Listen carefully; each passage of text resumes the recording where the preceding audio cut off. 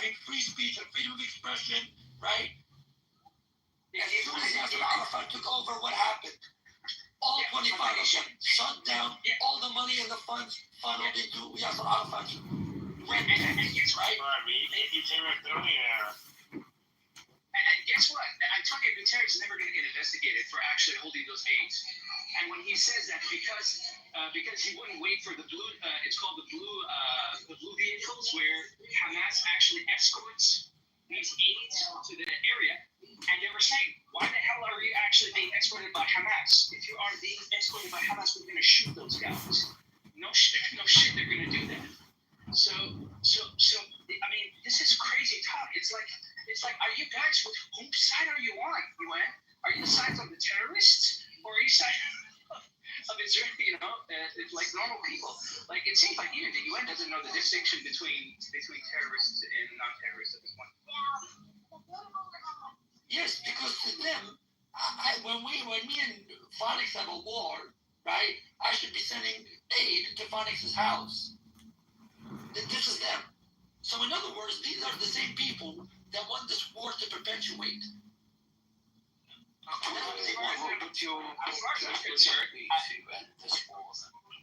Well, exactly what international law stipulates. We actually had a land for peace deal with Egypt, and we literally signed a binding agreement saying that if you actually come back to war with us, we're going to take your land and then some. We did exactly the same deal with Gaza when we did a land for peace deal, and guess what? They attacked us, so therefore we had supposed to take their land and give their population of Gaza back to Egypt, which they were part of to begin with. Egypt doesn't want them in Egypt. Egypt doesn't want them. They've already attacked them. And we're willing to go to war with them to send them back to their own nation. This is why does Egypt not want them, Phoenix? Because every other country in the Middle East that has taken in the past 40 to 50 years that has taken in so-called Palestinians, whatever they are, right? And it's funny, there's no such thing as a Palestinian ethnicity. There's no such thing really. You are either Kurdish, or you're Algerian, or you're Tunisian, or you're Egyptian, or you're Turkish, right? Really, there's none. But anyway, they so-called why don't they take them in? When they went into Kuwait, what did they do? Kidnapping ministers' wives, kidnapping ministers' kids, killing their kids, killing ministers, assassination missions, right? Undermining governments. The same thing they did in Jordan. What do you think King Hussein did to them? In a matter of about, 2-3 months? Not 2 years, but 2-3 months.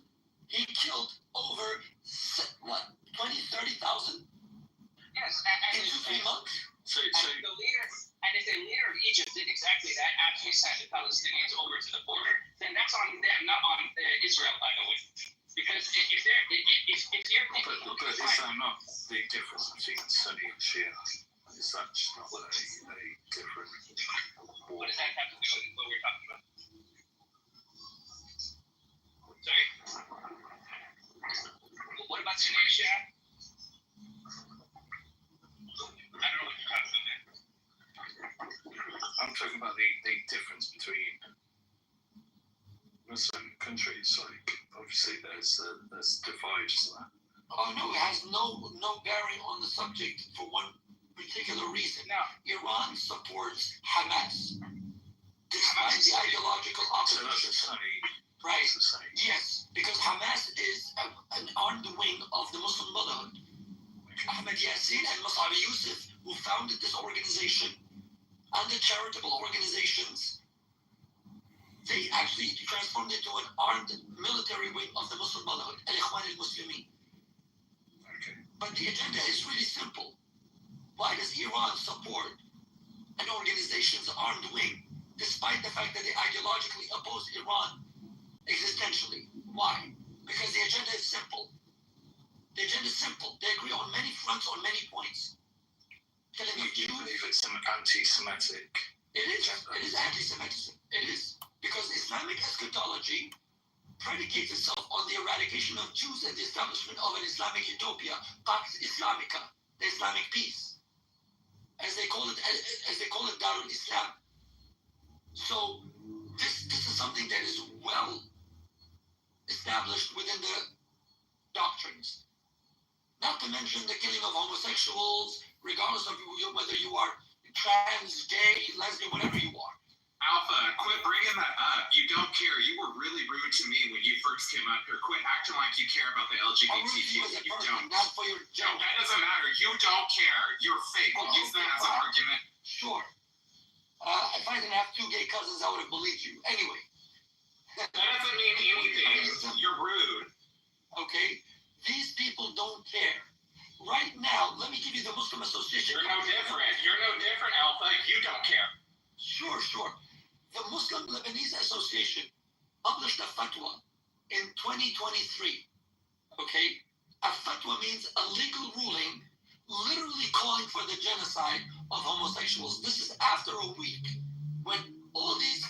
We're moving on from the homosexual talk from you. You don't care. No, you've been talking this whole time. Let somebody else... Let me speak, okay? You said enough, Alpha. You said enough. Now, what is this? What is this? What do you mean, what is this? You were rude to me whenever I came up here. I can't be rude to you? What, it's only necessary to be rude to me?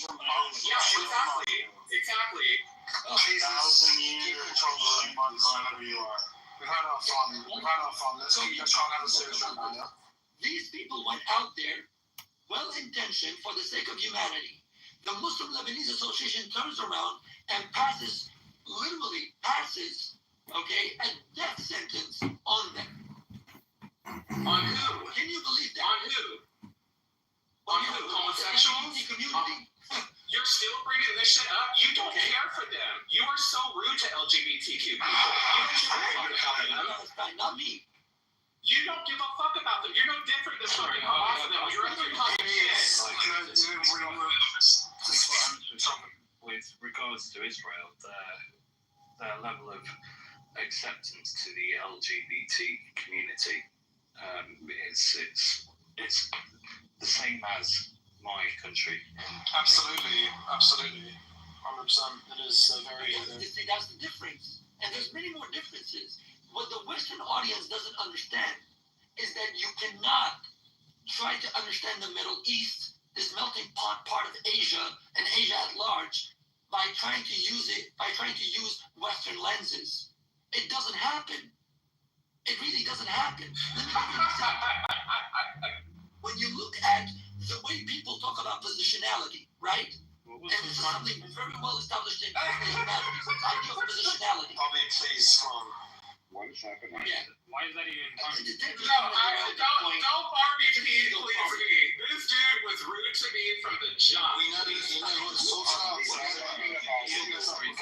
coming from now, and Why are you centering yourself? let Alpha speak, and then Because everyone. Alpha wants attention. He's been speaking for 30 minutes. Well, Dude, It's I been am laughing attention. and telling I just barely came off mute, Simon. Chill out. Get out of your feelings. literally pretty calm. You're Okay, laughing. thank you for I didn't know. Laughing triggers you, Simon? Man.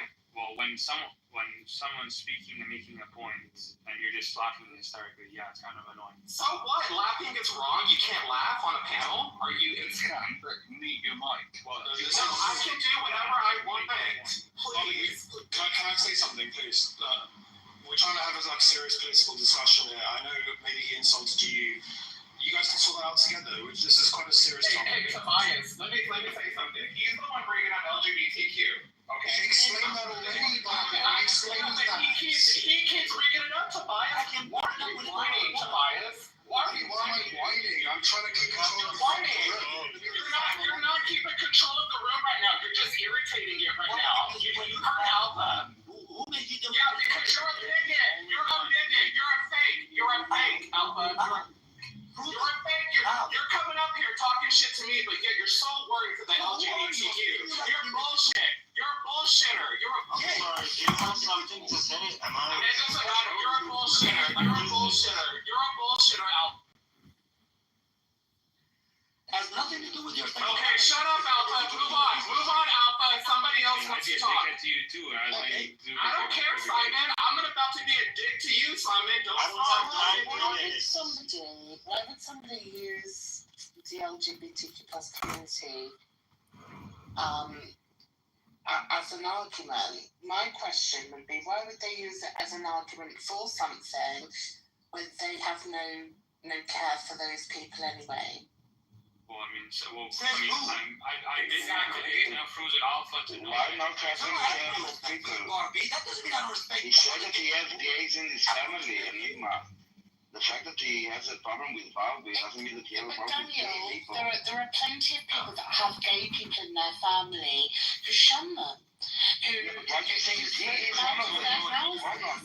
But Enigma, the fact that he had a fight with Barbie, which is part of the LGBT Look at these men trying to defend Barbie, I'm a man. I don't know if you're a man or a woman. It doesn't matter. I can speak. And I don't know if you're a man. I don't know if you're a man. I don't know if you're one either. Wow, person, this is really appreciated. Actually, can we get rid of this? I'm speaking to Enigma for a second. Enigma, the fact that Alpha had whatever it was with Barbie doesn't mean that it's about the gay community. He is a person. It was when he called me a man. He called me a man when he came up here. He targeted me in my identity. It doesn't matter. Are you not a man? You just said you're a man. But you called me a man. It doesn't matter. That's what you identify as. That's what you identify as, right? Alpha and Norma were rude to me. Oh my God, Why are I'm you trying to defending get bigotry? Enigma. Why are you defending bigotry, Daniel? No, why are you defending bigotry, Daniel? You're literally defending hateful fucking hate speech. When I'm defending myself, now you have something to say, Daniel. Don't do that. Don't. He's not talking about you. Daniel, do you feel passionate about the fact that people want to eradicate every Israeli so that they can occupy from the river to the sea Okay. Hang on, I'm talking, Orlando. I know you're talking, and you're talking very well, but can I... No, you can't. You've come back up and you've learned some manners. So you're going to talk quite passionately about that, aren't you? You're going to get a little bit irate sometimes. This is what happens. Barbie has always experiences hate, whether it's from Muslims, Christians, goodness knows what else, even Jewish people like El Normo. So when people are using her community, but also badgering her, it's very easy for all of us to go, we're not talking about that. It's not really an issue.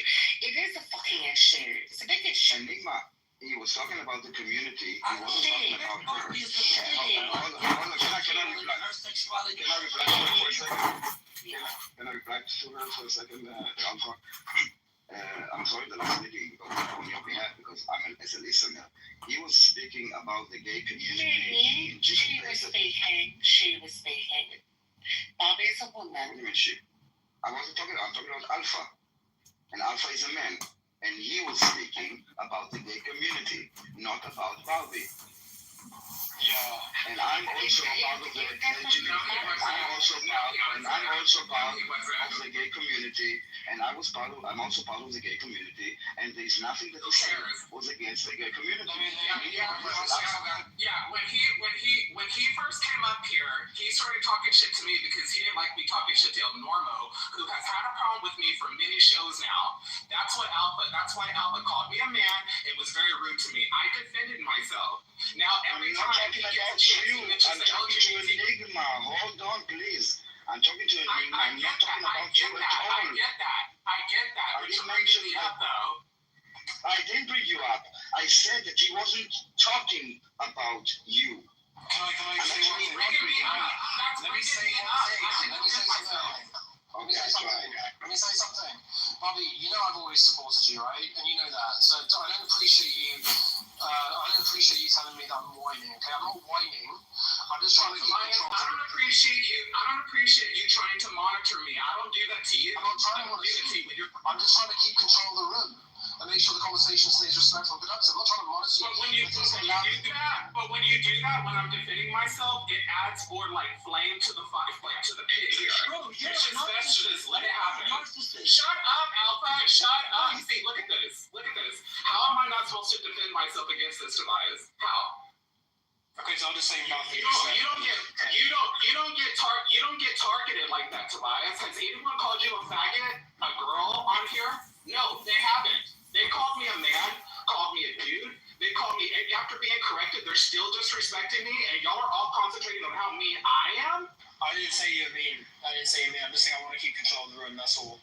It's not about you, it's about just a collective thing, you know? Yeah, it is about me when they're bringing me up. It is about me when they're bringing me up. Okay, the problem is me right now that y'all have a problem with me. So yes, it is. I never said that. That's your words, not mine. I never said that. Yeah, but you just wanted to call me out though. You just sat there and said, Barbie, let me tell you this. So therefore, you're making it about me because you want to talk to me. You said I was whining. Yeah, right, exactly. And I said that because you kept talking over me and monitoring me, telling me to chill out, telling me to get back to the conversation. When I bring you up, the first thing I do is moderate you every time. So and I do the same thing to you, Tobias. Same thing, Tobias. Okay, yeah, great, exactly. You know I respect you. That's why I do that. That's why I'm just trying to keep control of the room because I want this conversation to be interesting and conducive, right, to the topic. That's all. Nothing to do with you guys. I don't even know what the fuck was said between each other. I wasn't even listening. I was busy making a fucking. So then why say anything? So then why? I'm trying to keep control of the room. I'm trying to keep control of the room. You want to keep control of the room when you don't know what was said, Tobias? Does that make sense? How long do you guys need to talk about it until it's sorted? Like how? He brought it up. He brings it up. He wants to defend the LGBTQ, but yet shits on LGBTQ, Tobias. Why are you missing that? Well, he's not in the room now, so I mean, it should be over, right? Exactly. No, Alpha's still here.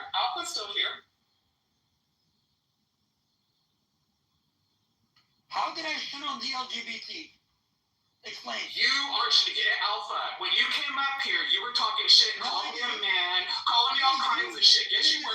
You were targeting me. I am a trans person, okay? So therefore, you don't have any respect. What if I did that to you in your cause? What if I shitted on you and called you a nasty Jew or a nasty this and a nasty that? You would call me all kinds of xenophobic and bigoted and racist, but I can't call you a fucking transphobic piece of shit when you're being transphobic to me, Alpha?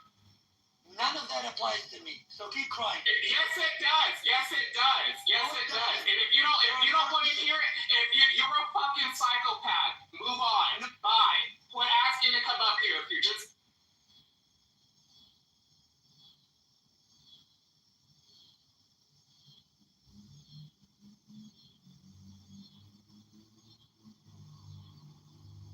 Hey Orlando, welcome back. Did you have something to say? I just wondered why it's all got very heated. Were you not listening? Of course I was listening, but what I would like to say is, like, why is it so difficult for people to converse in a way that's not so argumentative? Well, because this is an app, it's social, feelings, when people are passionate, emotions flare. This is normal psyche of the human person.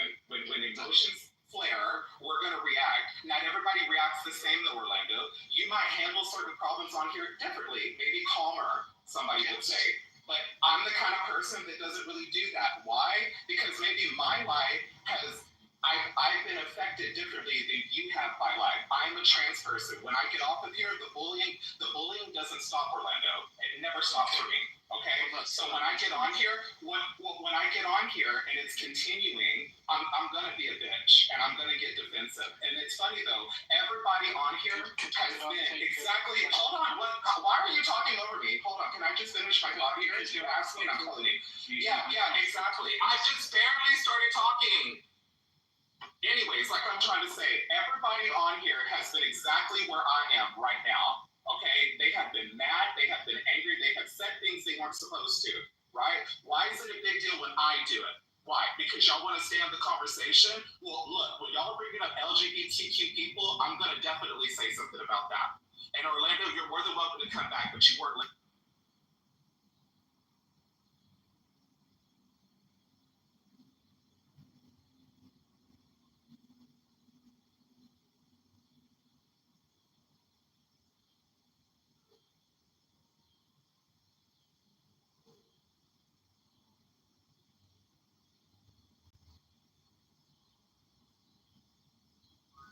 should see the nasty messages that I'm getting in my back chats, and I'm supposed to chill out over this.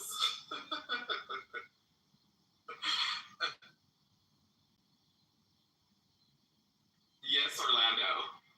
What is it now? I apologise. I was kicked from the room. I'm not sure why, but Yeah, because you kept talking over me. Yeah.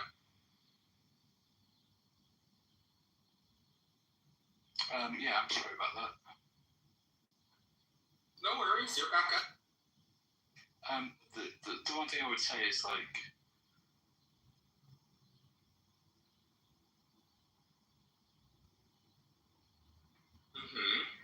This is out.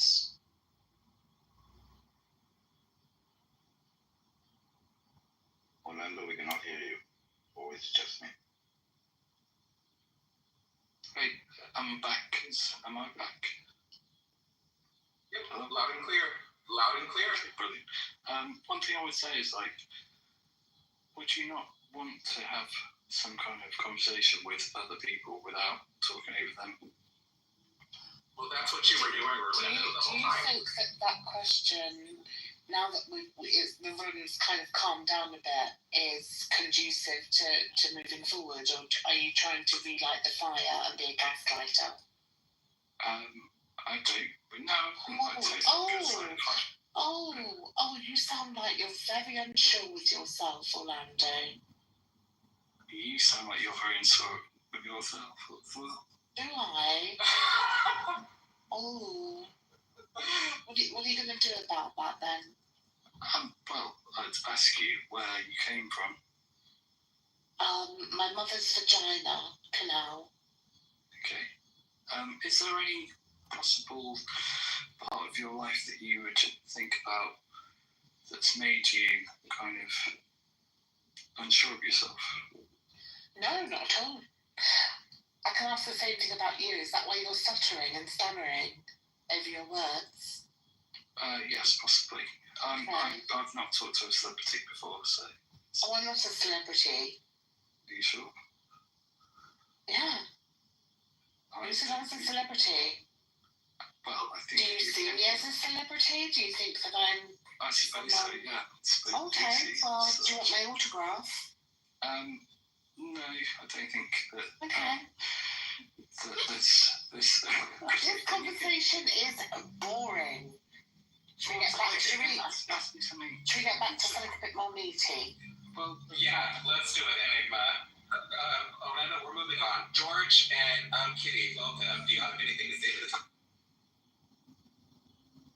Yeah, I'm so ashamed that I made myself clear the past few days with my PTRs of Noah and Shem and Japheth. I'm ashamed. I'm ashamed forever. I'm ashamed forever. I have little will to continue living. I'm ashamed forever. When Noah got very drunk. It is only by the light of Torah. When he got very drunk in his tent, and was it Ham, I think, walked on him? He was more often, well, more likely than not, he was masturbating. And how do you know that? Because the brothers had to, take out the brother because he was in such shock of what he had seen and the sin of it all. Yes. Go on. Yes, yeah, I'm listening. Are you done, Enigma?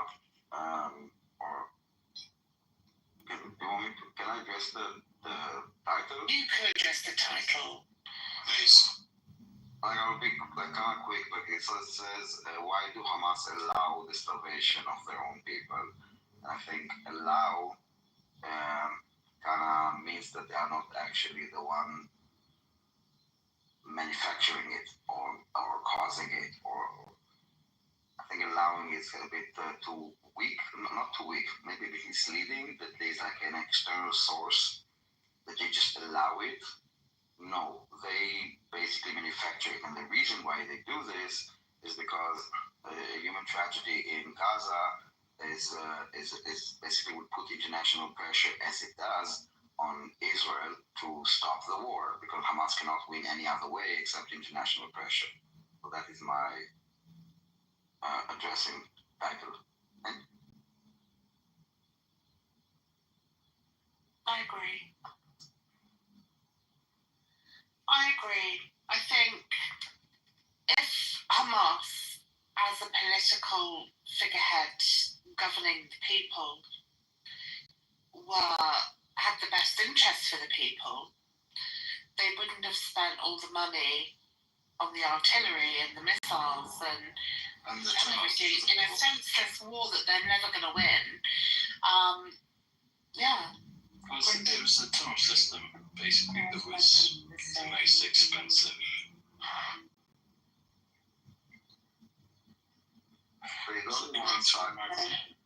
Hello. I really don't care what Hamas is doing at this point. My concern only is for my country, which is America first. I don't feel that we have any footing in this situation that's going on between those two countries. And as long as I can remember, and just being an American citizen, to know the countless times that people have been dragged into these wars. We had the thing with Saddam Hussein, and we actually found out there were no weapons of mass destruction, and my cousin got blown up into pieces from a landmine going out to serve in that war. So sorry, can I insert that's such a horrible thing. Orlando, hold on, Orlando, let her finish. I just want to say that's very, very. No, Orlando. That needs to be quiet. Go ahead. Thank you. Okay, I just want them to not be involved. I just feel as though, and this is just not with Israel, I just feel as though America itself involves itself into others countries, trying to bring their ideology to their country. Just let those people do what they want. You get what I'm saying? Like, let them do what they want. If it's a big issue, then let the ICJ or whoever this council, the internet, let them come in and decide that. I've been tired of my country fighting these wars that I feel as though we're really not supposed to be meddling ourselves into. I don't really care what the people of Iran are over there are going through or their religious oppression. That's them. If they want to move out of that and they want to get away from that, then let that be their choice. I don't feel that we have to insert ourselves in every single conflict, because while we're sending money over to help our ally Israel, we still have homelessness. We still have American citizens in Israel. You have American citizens in Israel as well. Do you not want to protect them? Yeah, we do. I honestly don't, because like I said, you're American first. So if they want to be dual citizens, again, that's on them. I'm happy where I'm at. I don't think I would ever. What about the dual citizens? What about the non-dual citizens that are just there, maybe on holiday, that are also needing respite and care to get back? I mean, in Britain, luckily we got some more of our British back to us, not before some of them were killed and injured. But I also think that when we start saying, well, we shouldn't be getting involved in certain things with other countries, what we're really saying is we don't care if people are, in need or whatever. Let's just put ourselves first. And to me, that doesn't sound. And I don't care. And I know that you're British and you can be, like Brit first. It wouldn't faze me. I wouldn't care, because that's how you're supposed to be for your country. You get what I'm saying? Really? Do you not think that's why we have so many wars? Because people, they're so sensitized and to the fact that there are some people in other countries that don't want to be oppressed. That's not our job. We're not. You're speaking from a place of privilege. We're not super saver hoes. We don't do that. Let me try and explain it. Right. So, the US-Israel sort of relationship is not like other international relationships, right? It's much more unique than that. Mainly because Israel is a democracy surrounded by many countries that don't share the same values. So unlike other places where the US has had like interests, Israel stands for things that they don't, right? Things that the US can relate to, like freedom and democracy. Yeah, so let me just finish. So the whole point I'm making is that let me finish.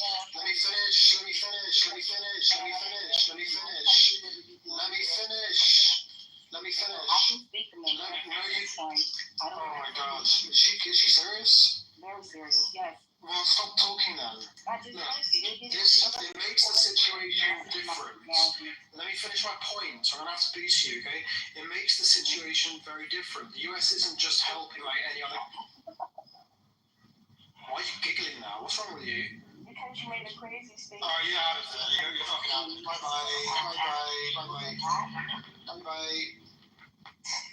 Fucking crazy bitch. Okay, What a crazy bitch. Can I pick up the mantle there? So it was the British in the 50s that created the State of Israel. And yeah, can you go from there? But you'll find it was the 40s. Sorry, yeah, you're right, it is the 1940s, you're right, yes. So we basically created a state there. But could Tobias finish his point?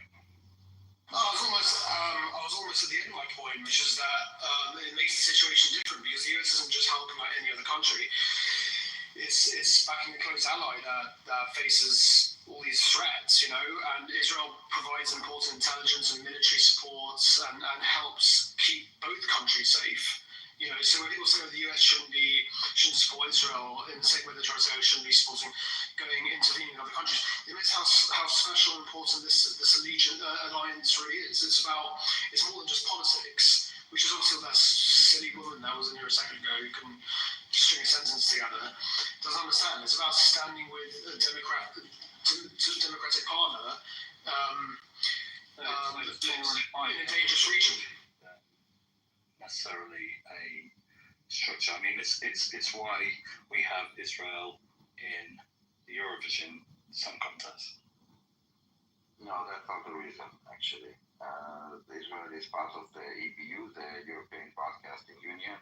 Also, Australia is part of it. Also, Egypt is part of it. There are many countries that are part of it. It's not European, despite the name. But what I'm saying is it's an ideology. Europe is an ideology, whereas you can't tell me that Israel or Australia are in Europe. No, we're not in Europe. We're part of the EPU. There's a difference, not basically based on ideology. It's part of, there are few requirements. But just to the point of the United States, the United States doesn't put foot on the ground in Israel or fight our wars at any point. No, I wasn't saying that. No, I was saying to addressing the point that was said before, and the aid that Israel is getting, many Americans never ask what they're getting back, and they never ask what is the alternative cost if we stop this funding of Israel defense system, because they never ask what they're getting back and what is the alternative cost, which is about 7 times more. So I'd probably say it's something like Midway Island, which is a British-owned island, but it's a military base, so it's like a stopover. And I think it was the one that was used for the Falkland Wars, so it was a base to refuel. So I would say possibly Israel is that kind of state for the Western powers. No. Israel has Iran has its own self-interest, which is basically very weird that the people don't see to exist and to survive and to fight our Oh, enemies. no, I completely understand that. And But we are what not- I'd say is, like, for a Western government or a For Western intelligence, power, not as an army, not as a base, as intelligence. it's not forwarding base to attack where you want to attack. The United States have bases all over the Middle East. They don't really need Israel. In fact, in Israel, they don't have a base. Is that too much of a simple answer?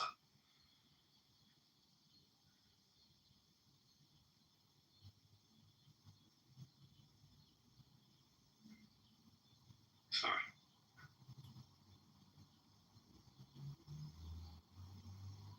So why would that be too much of a simple answer? Sorry, Tobias, say it again. Why would that be too much of a simple answer? Because I thought it was, obviously a very, a very important place to have your bases for certain things like aircrafts.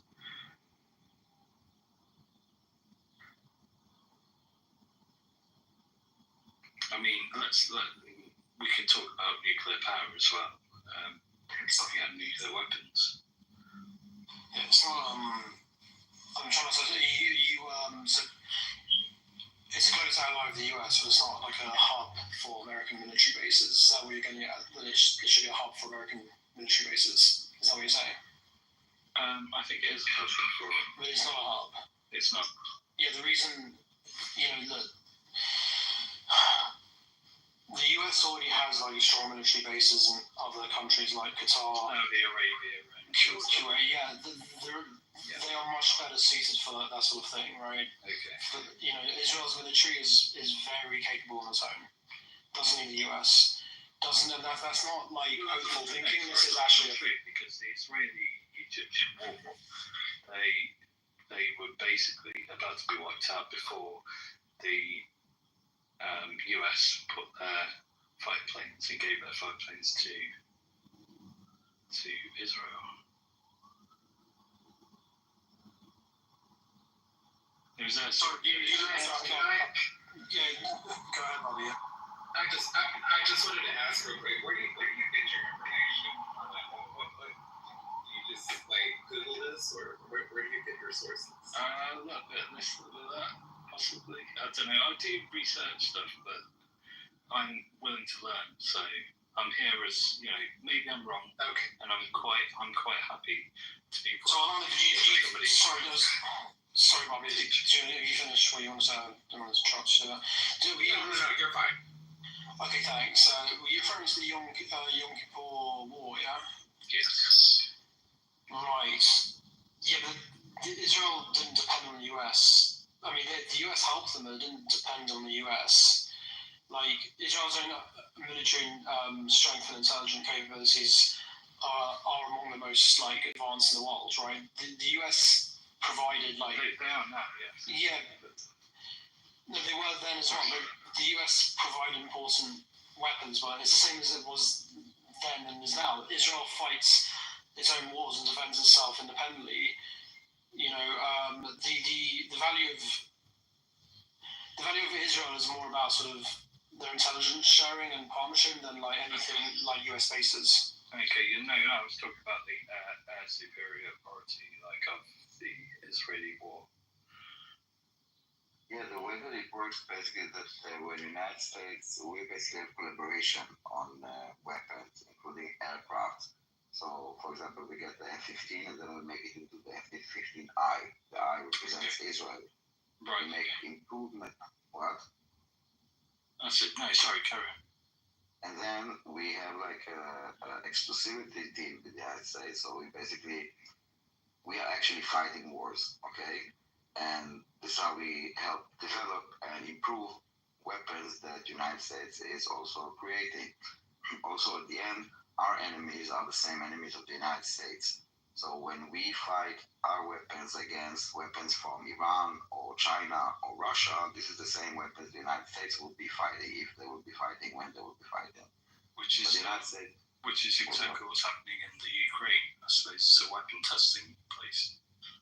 No, again, it's not a weapon testing because we are co-developing. We are also like the Iron Dome is protecting American soldiers all over the world. Okay, that we developed. We have a cooperation. Okay, it's not and it's beneficial. You need to understand that there are other players in the world that are selling weapons and planes, and we can work with them to improve those weapons. And then it's a market. If the United States will not sell it, France will sell it, or Russia will sell it, or China will sell it, or manufacture our own. No? Okay, that does make sense. Like, one thing I would say is, like,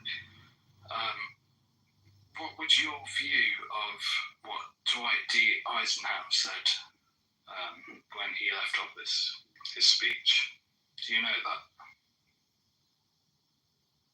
That's for me. So no. But anybody can. What did he say when he left office? Well, you can Google the speech. Yeah. It was about. No, I don't want to do that. I can't be bothered. Just what did he say, bro? It was about the military complex, the industrial military complex. Do you want to give us like the point or like leave it at that? Yeah, well, I can something about military. No, listen, dudes. You cannot say, "Do you know what he said?" and then go Google it and expect us to kind of. Doesn't make sense. And if this is how you want to end your claim that he said something about military complex, yeah, I don't want to be misquoting him. All right, so maybe you want to land somewhere else. Yeah, okay. Give me a second. Can I just address something? George is writing some interesting stuff in the comments. George, are you okay?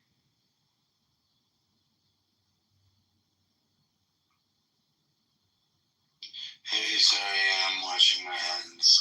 Yes, I'm terribly ashamed. I think I'm okay. I think I'll get through this. Thank you. George, what's up, man? What are you upset about? I'm upset about world history. I'm upset about. I don't care much for it. I've seen everything. I'm amused. It's too tragic for me. No one's forcing you to watch world politics, bro. You can. No, I don't watch it. Watch some party videos. Some.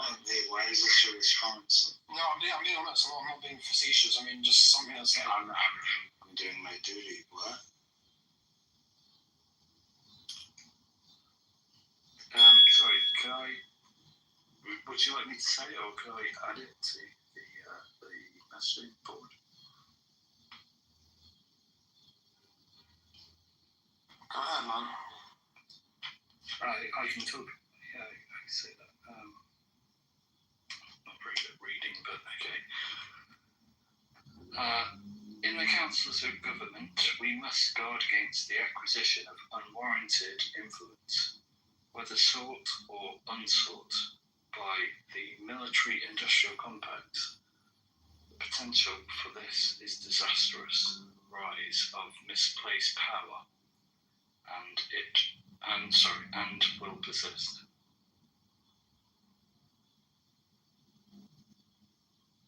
And the point you want to make with this is that basically, if you make money out of weapons, you could create situations that will require a weapon. Exactly. Alright. So I just want to address it from the Israeli perspective. I hope you see that we have zero interest in this. Like, we spend too much money on defense instead of any other thing, and we are fighting an existential war where we are attacked from all fronts. So that's our game. One thing I would ask initiating, but we are like is, because obviously I live in the United Kingdom and I have no idea of what war is. Whereas you live in a situation where a lot of your countries that surround you are hostile, let's say. What's I that feel went to like? the shelter last time. Wow, okay. This is our situation, and we are under attack. Manufacturing weapons for us is a necessity to existence, and if it will not be with the United States, we will do it with our fingernails. Not because we want to create weapons, just because we want to live. That's our game. That's our ideology. It's existing. Well, I mean, that's a different world to me. I can't even imagine what that's like. I mean, you know, my parents and obviously my grandparents would understand what that world feels like, but I can't understand that. It's good that you admit that, Orlando. It's very emotionally honest, and yeah, I think most people can't understand how incredibly difficult that must be. You know, I mean, I'd imagine, you know, just knowing that danger can come at any moment, air raids, attacks, violence. You know, people live with fear, with families, and uncertainty about the future. So obviously we have an amygdala. It's your mammalian limbic system, and it's, you know, it fires off every time something happens, like a loud bang. Fuck. Why does he want to know why Bibi Netanyahu just admitted that he was starving the Gaza, and he just begged the Red Cross to bring in aid? It's his last tweet. Benjamin Netanyahu admits that there's starvation in Gaza, and he's begging the Red Cross to finally help fix the situation that the Israeli government started. Resistance. Sorry, Daniel, I'm so sorry. I didn't mean to do this.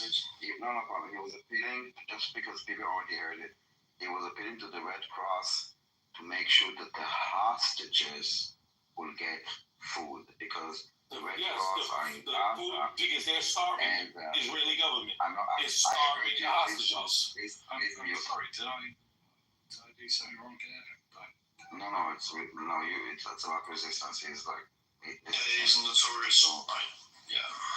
I'm notorious for telling him. It's about quite the opposite. Hold on. We all saw the images of how he's like in the tunnel, skeleton of Yeah, I feel really sorry for that man. I feel sorry that his own country would do that to him. Mute up, please. In those underground, in those tunnels for 667 days. Bobby, are you laughing? No, I was laughing that you told him you don't know what you're saying. Okay. This a man that was snatched from a party, put underground for 667 days in this tunnel. He didn't see daylight. He is pooping and peeing there. Just imagine the smell. He's eating. He has a calendar of what he was eating. He's getting beans in one day, some beans in the other day, and then 2 days he's getting nothing. He's skeleton, and they made him also dig his own grave. And when the Hamas fighter was handing him in the video, like you could see the hand of the Hamas, because he was giving him something. You can see the arm of the Hamas man. He's well fed. They're deliberately starving the hostages, and the appeal now from the world that is starting to wake up, I hope, or some of them, or people that realize that this is how starvation looks like. This is actually how we have not seen a single starving man or woman in Gaza, yet they claim starvation. The only You person are that that sees either you are crazy or retarded. I didn't finish, please. The appeal, and I'm filling here just to address what you said.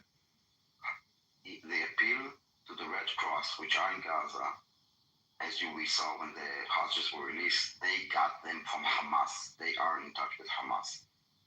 The appeal is to make sure that the hostages will get their medicine and their food. Please don't exploit it.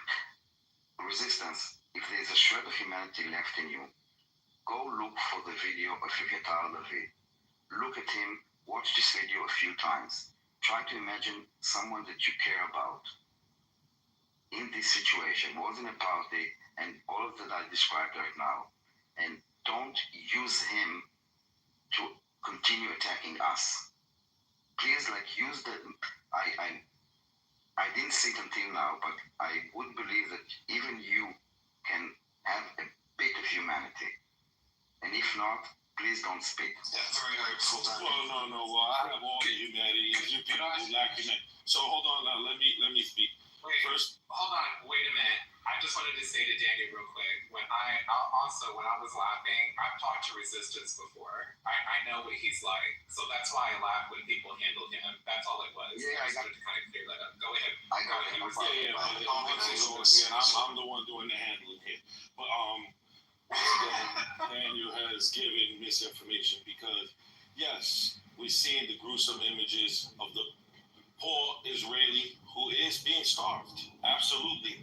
He is in very bad shape, and I pray for him and his family that he does come home. But unfortunately, this is done because of the Israeli bombardment and their refusal to feed the population of Gaza. This is why that man is starving. And they refused to let him got released when they had the deal on the table to have all the hostages released. But once again, Bibi Netanyahu and his terrorist thugs in the Israeli government are not allowing aid to come into the floor into the Gaza Strip.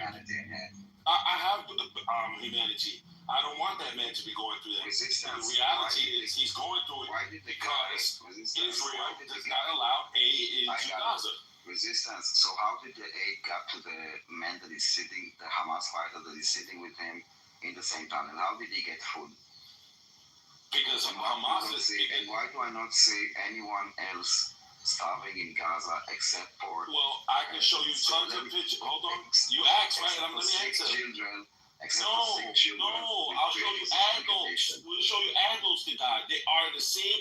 They look just they look skeletonized just like him. Why did the Hamas man have like a full body weight, and the guy next to him was a skeleton of a man eating beans for days in a terror dungeon, digging his own grave? The resistance. Stop making excuses for those. I'm making excuses. I mean, you're not even letting me answer. How am I making excuses? No, you are. If this is a deliberate starvation by Hamas. By Israel. Okay. It is Israel that is starving the population of Gaza and those hostages. Hamas does not have power. Hamas does not have the power to bring in aid into Gaza. I'm not It's just the interested in you facts. derailing this stage, and I know you. It's not derailing. I know you just don't like the truth. The fact of the matter is the Israeli government who has starved the population of Gaza. And this is why food has not gotten into the thing. Now, in terms of Hamas getting food, yes, Hamas has some sort of access to food. And when they bring it in the tunnel, because they're not feeding him. Why? Yes, deliberately. What do you mean? Because of Israel, they have food. No, they have food, but they're deliberately not feeding him because of the bombardment. But who are you that wasn't the fact, though? So it's not because of Israel. They are. It is because of Israel. Because that man should have been free a long time ago. Let me help you. Okay. Imagine Israel. They took a man, held him, and showed videos of how he's digging his own grave. That people next to him are well fed, but he's kept as a skeleton. He not allowed to contact anyone in his family. They didn't even know that he was alive until that point. The last time we saw him. Israel has done that. So the doctor from Shifa Hospital, they abducted him. His family has not seen him in over a year. No one knows what is happening to him. And from the last they heard, he's being tortured. And he's also skin and bones. Did you not see his pictures? Show me a picture of him. No problem. I'll get the picture now. You see, you're living in a denial. There is no comparing. They are starving people. Both.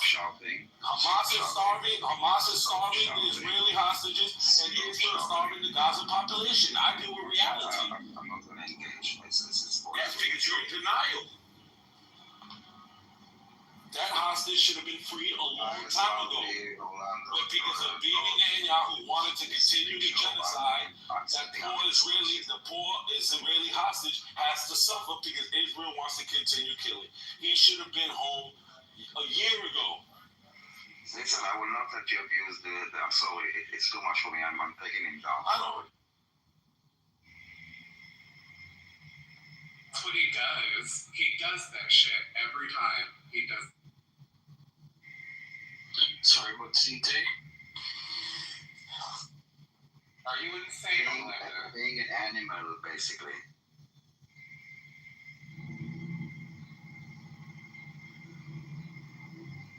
Like, we are humans, and he's acting with no humanity. Thank you. How would you? Anytime somebody tries to justify starvation, it's just insanity to me. Insanity. That's horrible. Everything you were saying, Daniel. I can't even imagine. Like, digging your own grave and stuff like that. I would sit here listening to that, and I can only imagine the nightmare for this person. Like, I just can't even believe this shit is still going on in this current time. It's so disgusting. Absolutely. I was just saying, It's for all of us. Like, when I think of him, it's like you need to understand. We know each hostage. Okay, we follow them. We listen to their families. We know what's going on. For us, it's not like numbers. By the way, also each soldier that is killed, in the news they say, the person will be released to the public, and then they say the name, they will show the photos, they will say how he died. The next day they will show videos from the funeral, what his family said about him. Those are people, and the reason that he was taken is not because of him. He's like a random person that is using him to abuse us. That's what they do, man. Releasing those images is psychological warfare, and then people like Resistance and other are not only like exploiting it in an even more sinister ways. This person is not the only, like, he's not the only, like, it's not just him. It's of course his family and his friends that know him, but it's really for each and every one of us. It's like 1,000 like bombs into your like heart every time you see those images of him. Yeah, Resistance. He explains that he's Muslim. You know that, right? He follows a Muslim faith. He's a devout Muslim. You do know that, right, Daniel? Yes. Bobby? Yeah, he is. Yeah. I'm sorry? Yeah, no, of course. Yeah, so he's, yeah, I mean, yeah, that's what I'm going to say. There was a video I saw of like these kids in Gaza or whatever, like begging for like money. You know what I mean? Because they were being bombed. You could hear bombs in the background and stuff like that. But they literally had gold chains on and gold watches on and stuff like that. And you could literally see the kids in the background moving their air mask around because it was all just scripted. Like, there's many fruit out there that a lot of these like panic videos for like Gaza and stuff like that are totally scripted. And I think that it's just sad. It's just, I don't know. I just thought it was so funny seeing that this very healthy kid begging for money with a gold watch on. I'm like, All those videos are faked as well, to improve them. There's literally a video on YouTube I watched the other day where they literally called them faking a video. From Gaza. Yeah, they've literally. Have you seen that video, Daniel? Bobby? What's the name again? I need to find it. It's literally. I sent it to Yahoo. Shmari. It's literally a video. Yeah, Shmari Yahoo. I always mess up his name, but they literally They were caught red-handed because a third party was recording them, faking a video for to demonstrate the poor Palestinians, literally faking it, like staging it like actors, like actual actors, and they're like, no, go from this position, turn around, now look like you're really sad, walk like you've got leg problem, faking it. There's a user on Twitter, and I think maybe on Instagram, called the Gaza Wood. He's basically collecting daily all the videos, and basically each one, it's not always that obvious, but sometimes it is. Like before and after photos and stuff like this.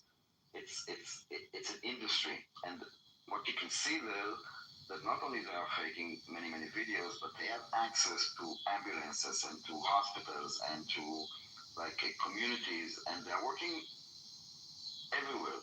And another thing that we see, like for example, she was talking about collecting money. The food and the aid that is going into Gaza for the last almost 2 years is free. Yet they are reporting constantly that they are paying extreme money, cost for flour. And no one in the world is asking why the fuck are the markets full and people are buying it in so expensive prices? Or who's getting the money? Why does it even cost money? Can I say something real quick? I got into it with somebody here out from Texas, right? And I'm a lot of this is just educational. I'm learning so much from y'all. And finally it said y'all, and I understand you're from Texas. I was waiting for the y'all.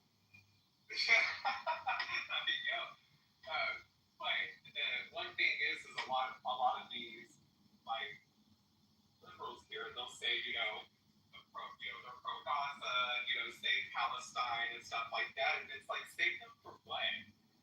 The one thing I don't see them talking about with this fight, and what they keep skipping over, is the child marriage that is in high discussion there with Palestinian people and stuff like that.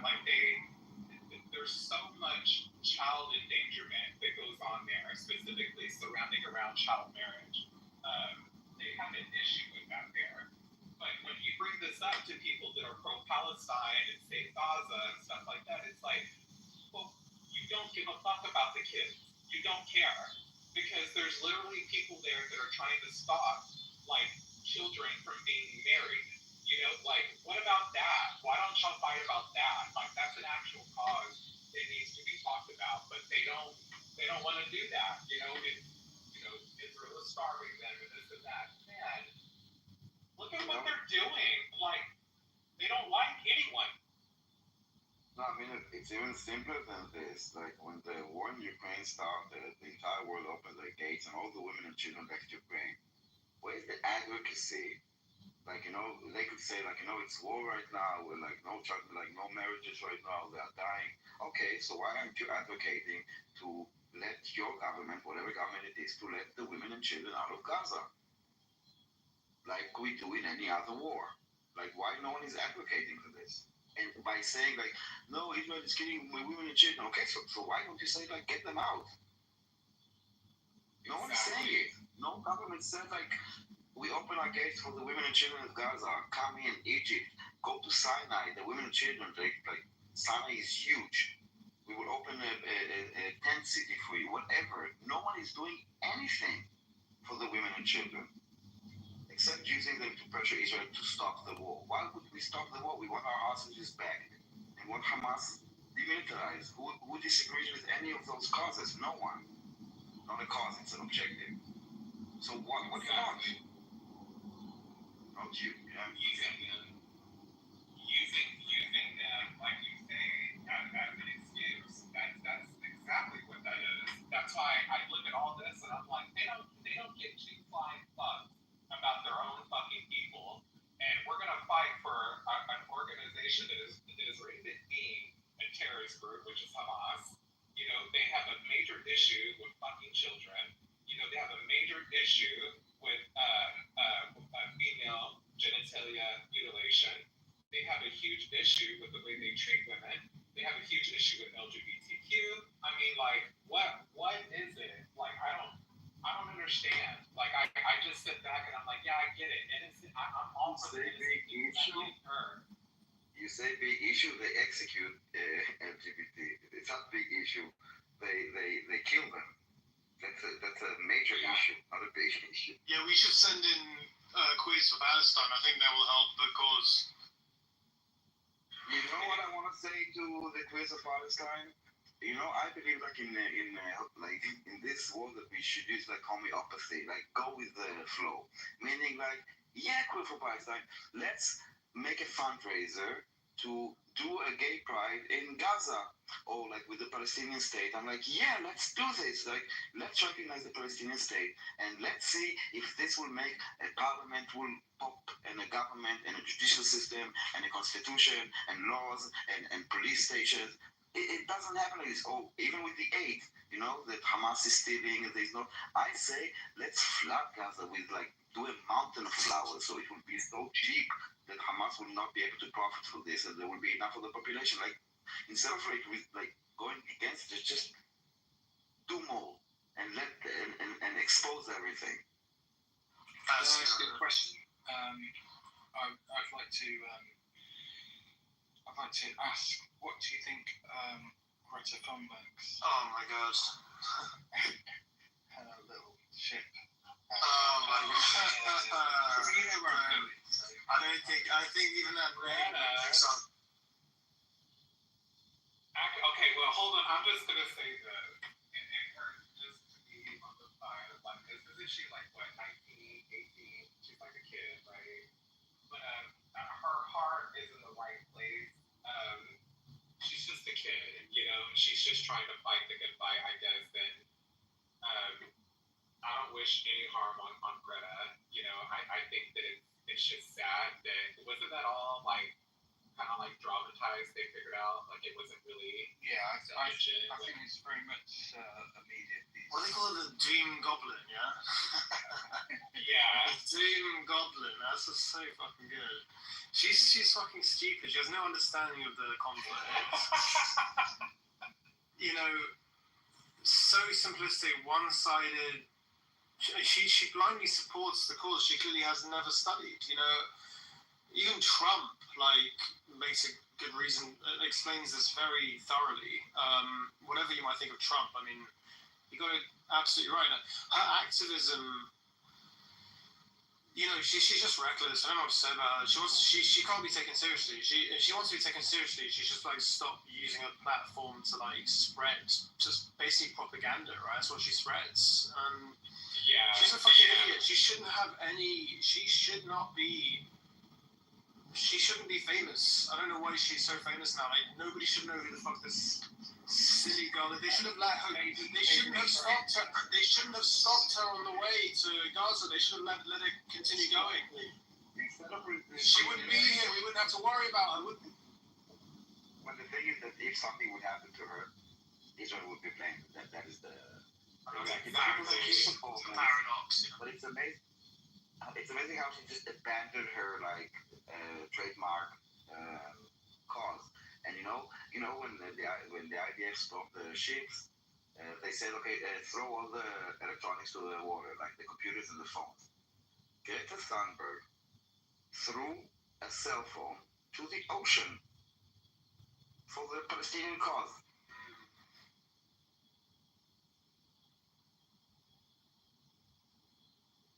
It's all about the views with her. She's been doing this. She's been doing that for like what? Since she was like 12, like 11.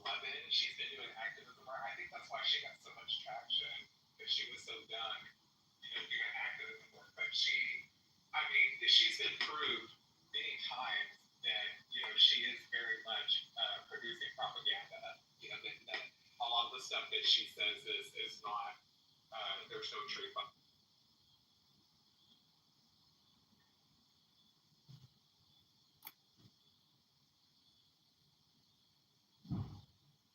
this Free Palestine movement became like an identity for many people, like almost a cult that they would abandon like literally everything. If it's like their future, their academic work, their jobs, their like causes, everything is like abandoned for this cult. It's quite amazing. I think one of the funniest videos I've ever seen was it was a Greta Thunberg standing in the hallway. You guys seen this? So she was waiting for Donald Trump to walk past her, and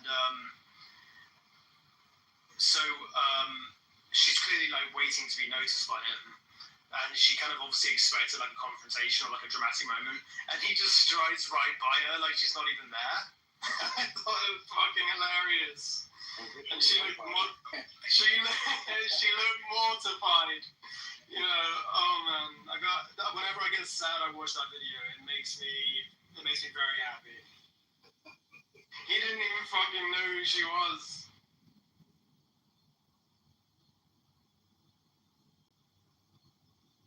I'm sure she knows who she is anymore. Yeah. Her last name makes me laugh. Thornburg. It sounds like a cartoon character. You know what I mean? You're a bit too far away from the mic.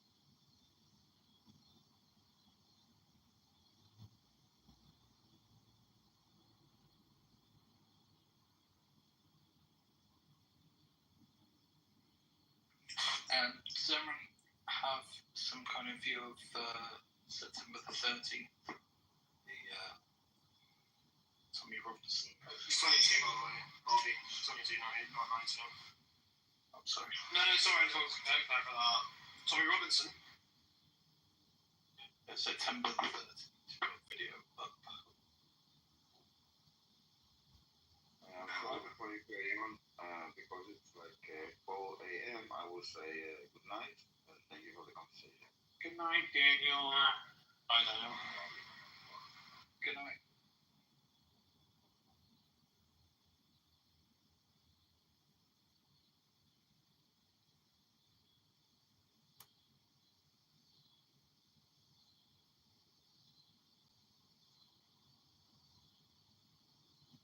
Yeah, I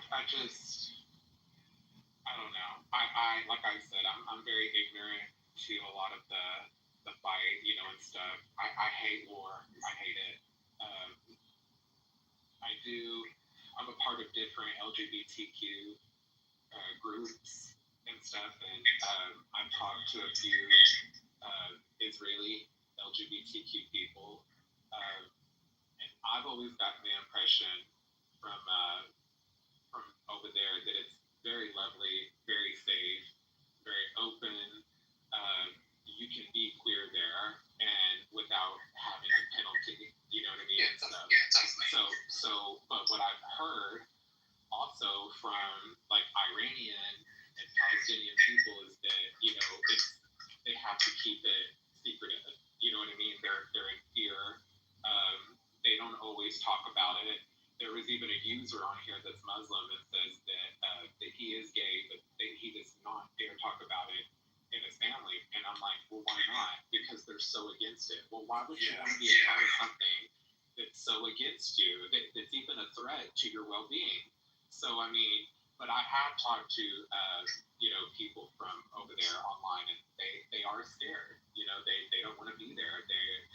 You know, it's, they have no choice but to comply for right now. And I feel bad for those people. I really do. That's why I get really touchy when it comes to the LGBTQ, because I've been doing talk online for years, specifically around the LGBTQ, and I've talked to many people and from around the world that are part of it. And it's just that. And with all of this going on, you know, with all this, you know, I do stand with Israel because they are very welcoming to the LGBTQ.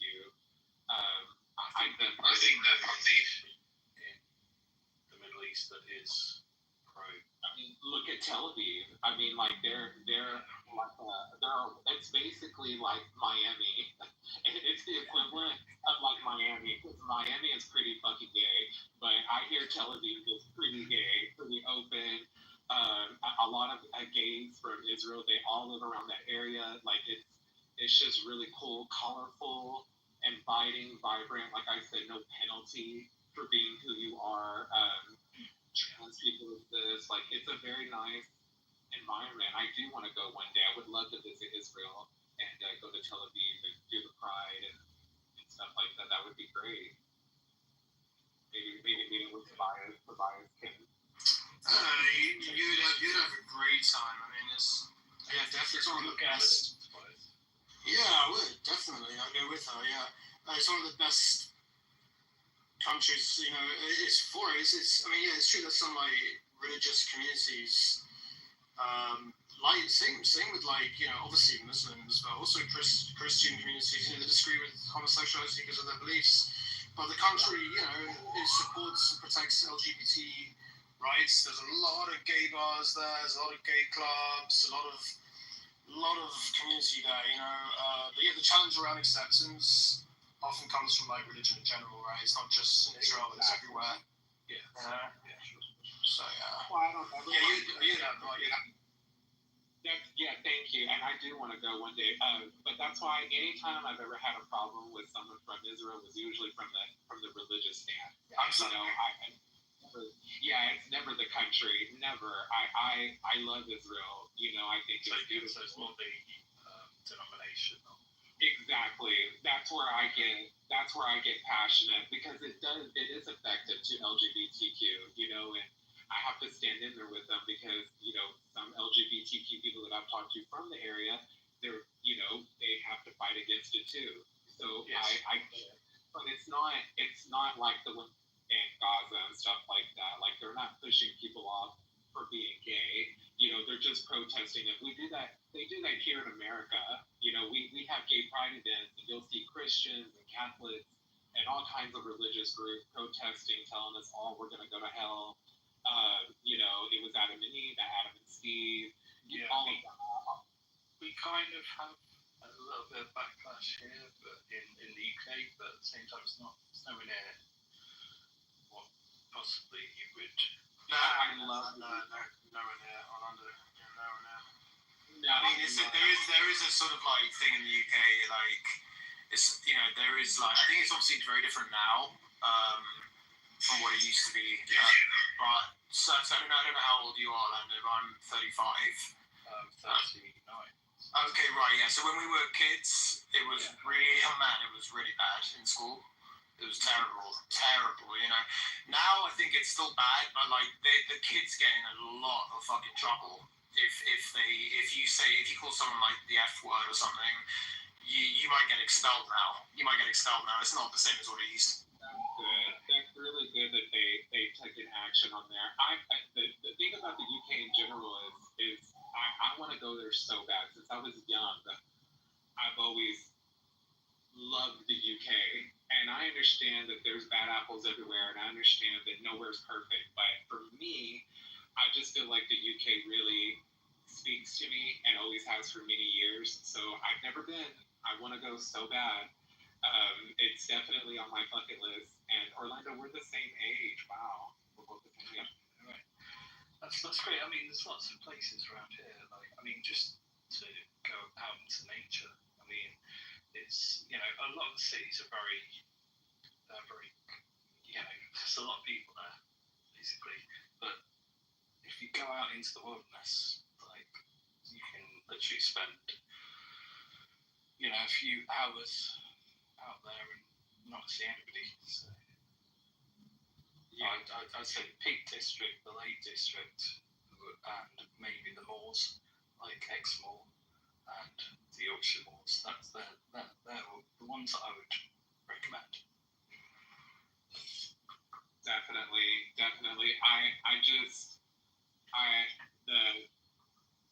The queer people that I've met or online from over there have just been amazing, first of all.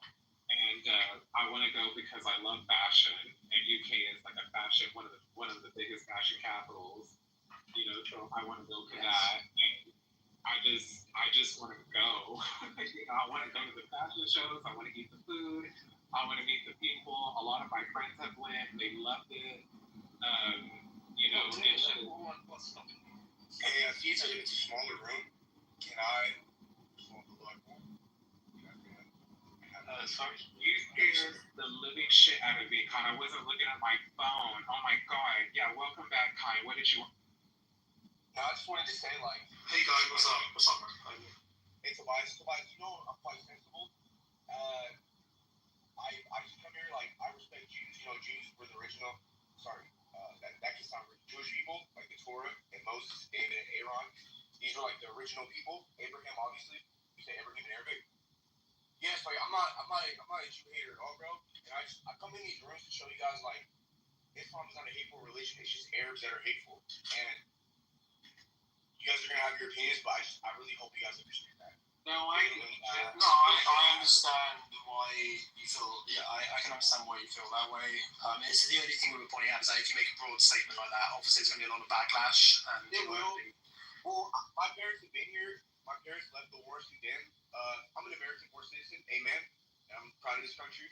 I was born here, but my parents left in like the mid-80s, so we've been here for a long time. And I was asking my parents, like, you know, how was your experience? If people really hate you, and they're like brown skin, they're not like super dark, but they're not light. And they were telling me no one ever looked at them funny because they're Muslim. So I'm really convinced that the Muslim hate has nothing to do with like Islam itself. I think it's just Arabs and how Arabs operate. I've never heard like, I don't know, man. Are you Persian or where are you from? I'm from Sudan. I'm Persian. Yeah, so there's these people that are Arab or conquered by Arabs, great, but no, I'm Nubian, I'm African. Okay, I thought maybe you were Persian because I know the Persians hate to be called Arabs and they don't like Arabs at all. So I was wondering. Well, here's the thing with Islam. You know, some people say it's an Arab religion. Well, yes and no. It's in Arabic, but again, all these books are from the Middle East. You know what I mean? Maybe enlighten me, just quickly enlighten me. What is it? This is where I'm a little bit ignorant. I haven't really looked into it. Why? I have an idea, but I'd like to hear from you. Like, why do Persians hate being called Arabs? Because the way Arabs operate, they conquer, and they force people into their will. So as Africans, Arabs had certain sciences and certain weaponry. So African people, we never like worship the Arab people, but we see them as like, how do I say it? They were technologically superior to some Africans. That's very true. Like some Africans were in mud huts and shit. Some didn't have like fucking silver-plated swords, and you know what I mean. So we didn't see Arabs like a direct competition. We see them as like an ally that brings this book that teaches us Islam. But the Iranians, you gotta understand, they're Persian, so they look Arab, but they're not Arab, and they don't want to get classified as an Arab.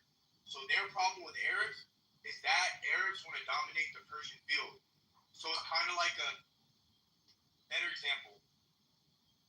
You ever see two brothers and they're bickering and backering for daddy's attention? It's kind of like that. Is that a good example? Yeah, sure. They're so similar. Africans and Asians don't have this problem because it's a clear difference in the way we physically look, the way our cultures operate, and our demeanor. But Iranians and Arabs are so similar, they don't like being attributed to one another, if that makes sense. And Iranians are typically Shia, which is a sect of Islam that most people aren't. 98% of us are Sunni. Neither here nor there. I don't hate Jews, bro. I don't hate the state of Israel. But yeah, I just come here. Arabs. Israel, you're from Zionist. Which one? Would you say you're like Zionist, like pro-Zionist? I'm in the middle, bro. It's like, here's the thing. Jewish people need a place to live, okay? But I think it's a two-state solution to work. I don't think Israel, like, I'm gonna get flack for this. I don't think Israel should only be for the Jews and Palestine should be kicked out. But Jews have the right to live there just as Muslims and Christians. And we all have holy lands there. They're like, there's been a lot. Yeah, so you accept that the Jews have been there for thousands of years. Well, the Jews were the first people there. Good, man. Yeah, I agree with you, and that's historical facts. Yeah, absolutely. Yeah, you must get being Muslim yourself, you must get a lot of backlash for that opinion. I do. But here's the thing, like, again, I think it has to do, again, I'm an African, so I think a lot of, like, the like, I think it's a lot of pan-Arabism. And although I'm a Muslim, I'm not an Arab. So a lot of like these sentiments they hate towards Jews and like these Arab countries and how they want them here, I don't feel that same sentiment because the way Africans, fellow Muslims are treated in these Arab countries is deplorable. So I don't feel an affinity or a loyalty to these people. I respect them on the basis of religion and the good ones I'll communicate with, but I understand their culture, they view me as shit and less than them. You know what I mean? I've never had that with the Jew. No Jew has ever disrespected me or looked at me any kind of way. And if they did, it was like a money thing. Yeah, like that's not. It's about money and class. With Arabs, it's about literally if you're black, they hate you. Like, So it's not how Jews behave. Jews are very respectful, intelligent, decent people that will behave in a respectful and decent way. So they wouldn't behave like that. And I'm glad that you recognise that. I think it's a breath of fresh air to hear someone like yourself recognising it.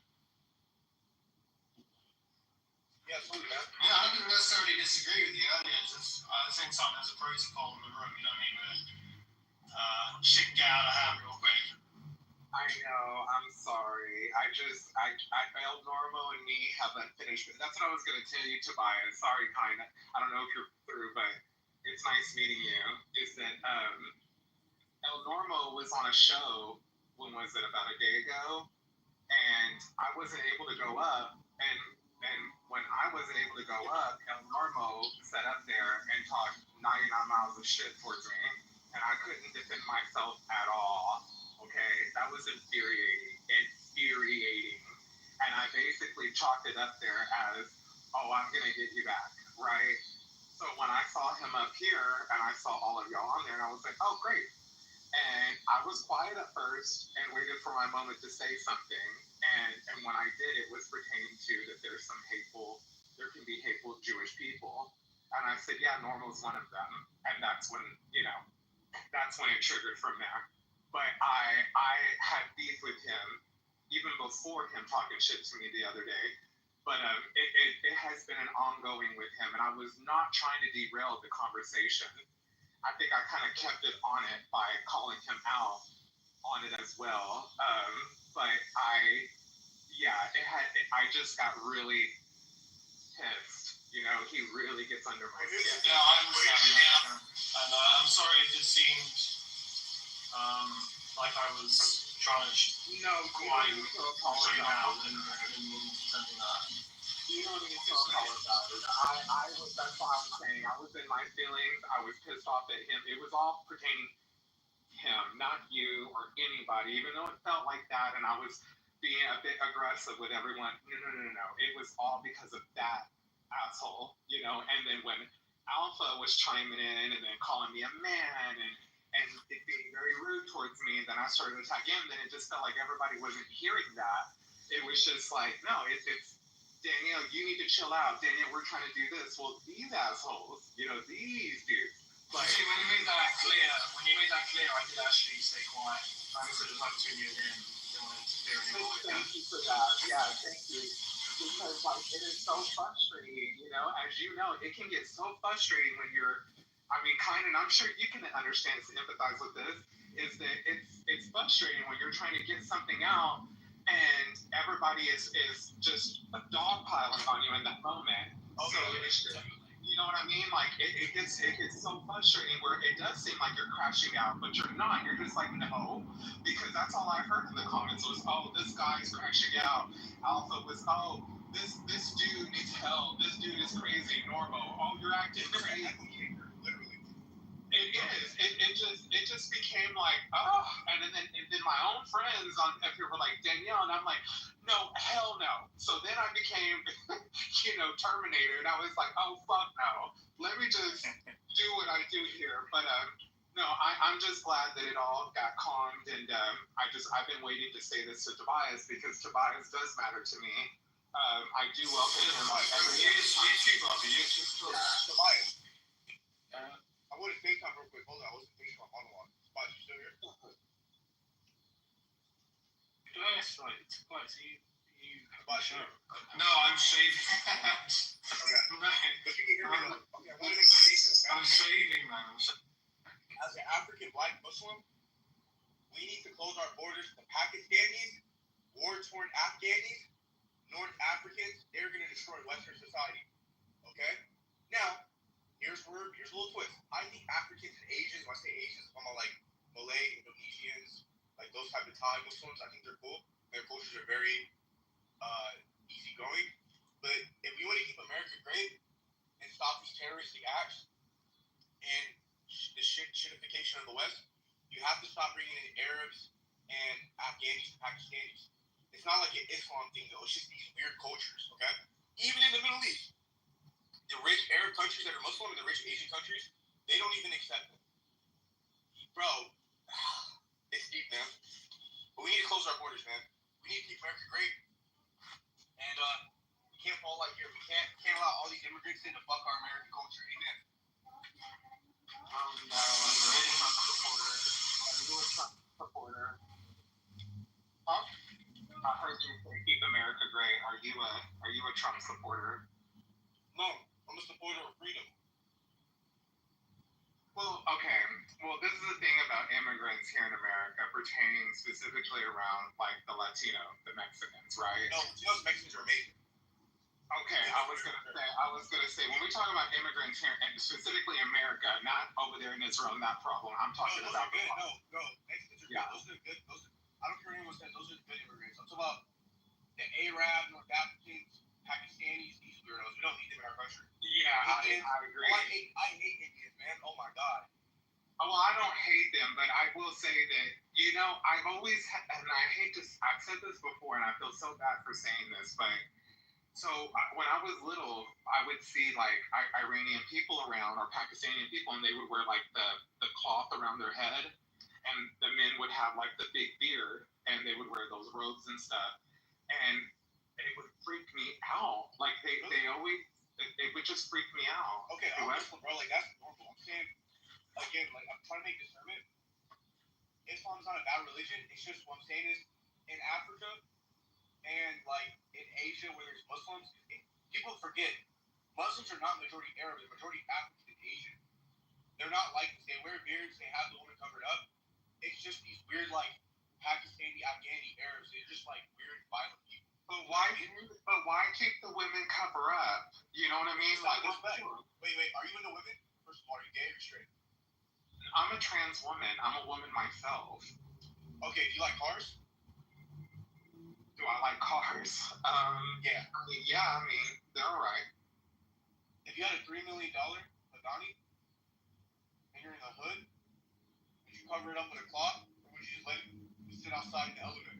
But what is it that women have that needs to be covered? Everything. Okay, so why can't men be covered just like a woman then? From head to toe? That's why the guys wear the nose. No, they're not. They don't have to keep their face covered. No, they don't.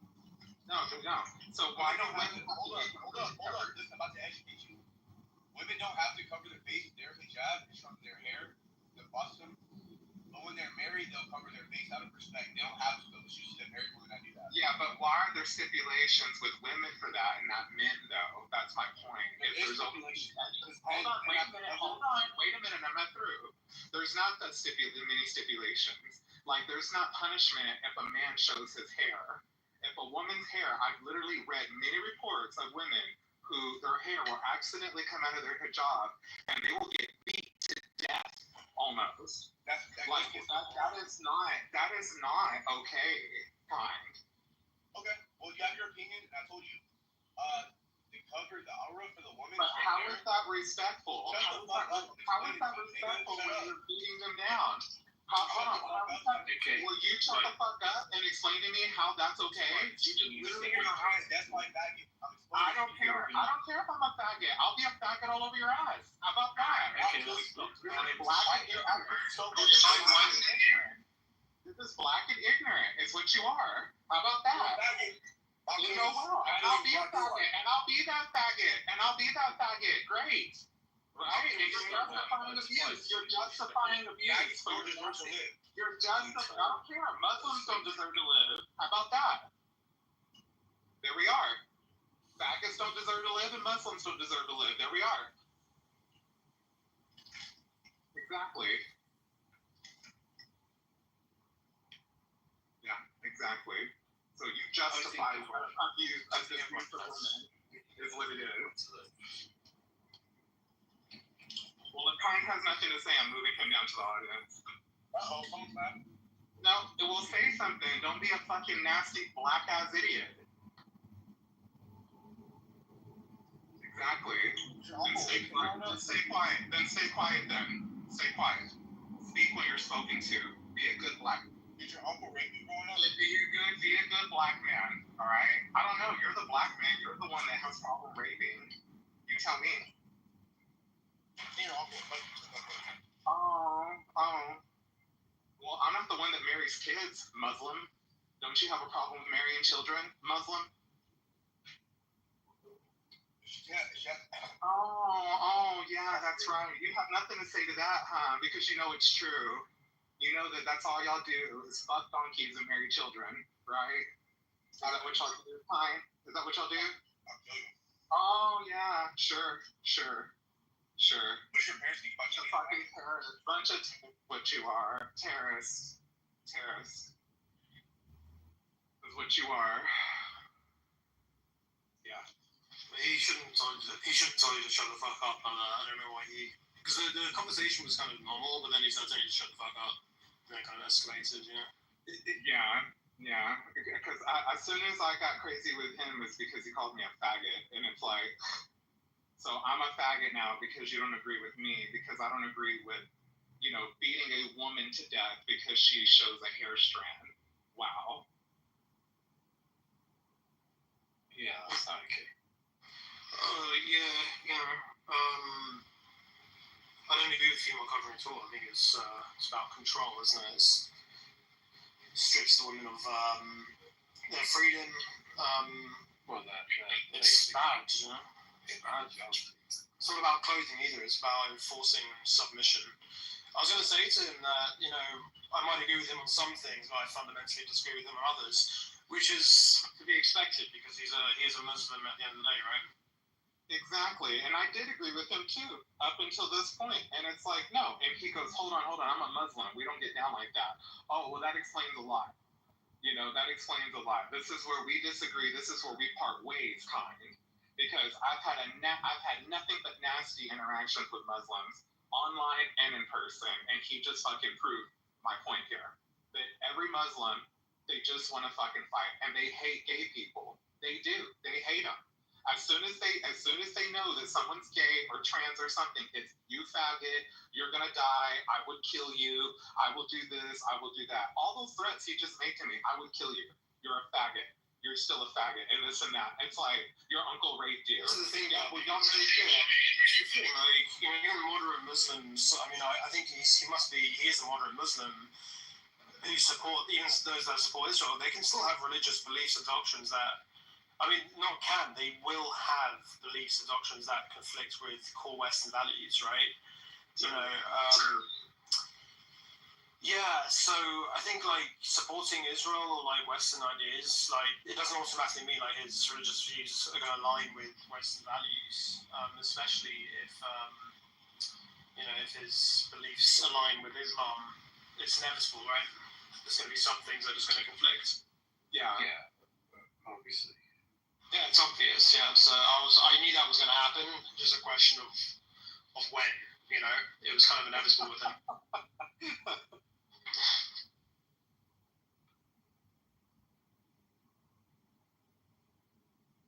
I was trying to give him the benefit of the doubt. I really was towards Dan. I'm like, well, he doesn't sound that bad. He sounds like he's coming in peacefully, and I kind of agreed with him. And then I'm like, whoa. Like, whoa, dude. Wow. But that's the way it is on here. I've been hit by so many people on here. I've tried to be nice to people, even people that have literally been so mean to me, and I've tried to be nice to them, and it's just never. That must be really hard to go through, to be quite honest with you. Yeah, Bobby's had a lot of abuse by crazy people. Are they? Yeah, usually it's. Are they normally? Is it normally the the Muslims that do that to you, Bobby, or is it different types of people? It's majority are Muslims, and the majority are Black Muslims as well. Right. Like they're just horrible to me. The things that they have said with me, pertaining that I need to be raped or that they're gonna find me. I mean, the threats that I've gotten from them. I've had to report these people. I mean, it gets crazy. I don't get this with Zionists. I don't get this with, Jewish people. I don't get this with people from the UK. I don't get this from people in Africa. It's always Pakistan or Israeli. I mean, not Israeli. I'm sorry, Iran. It's always like Iranian, Pakistani type people, very Muslim. You know what I mean? That do this to me, and I'm like Jesus. Yeah, absolutely. I mean, so Zionists, they and Israel as a state in general, they stand for the LGBTQ people, and they protect them. Even with some of the religious dogma, they still protect them. Whereas Islamic doctrines literally criminalize it and prosecute them. It's not just difference in policy; it's a complete rejection of it, and it's I'd like to say, Barbie, don't think for one instant that anything they say should matter, because you're a fantastic person. I've been listening to what you've been saying. Thank you. Conversation. You're a great person. Don't let that affect you in any way, shape, or form. Thank you, Orlando. I appreciate that. Yeah, I don't. I try not to. Sometimes it's not really the words. It's the aggression that gets me, because sometimes, like, when I get online and I have, like, an hour's worth of, like, heavy-hitting conversation, and then something happens in my real life where I have to deal with, transphobia or bigotry or something, it's just so heavy on me. And at the end of the day, Yes. I'm just so tapped out. So that's why I tap out on these social apps after a while, and I'll give myself like a few weeks, like, just to break from it, because I get so just overwhelmed with emotions from everything, and I just, I can only be so strong. So it just, I eventually cave, but yeah, I try not to let it, but it's just more of the aggression that I take, and I'm like, God, why do you hate me so much? Like, it's not really the word, it's the hatred. Like, It's they're not hating you. Hating an ideology that they exactly right. Exactly right. I love it. Yeah, 100%.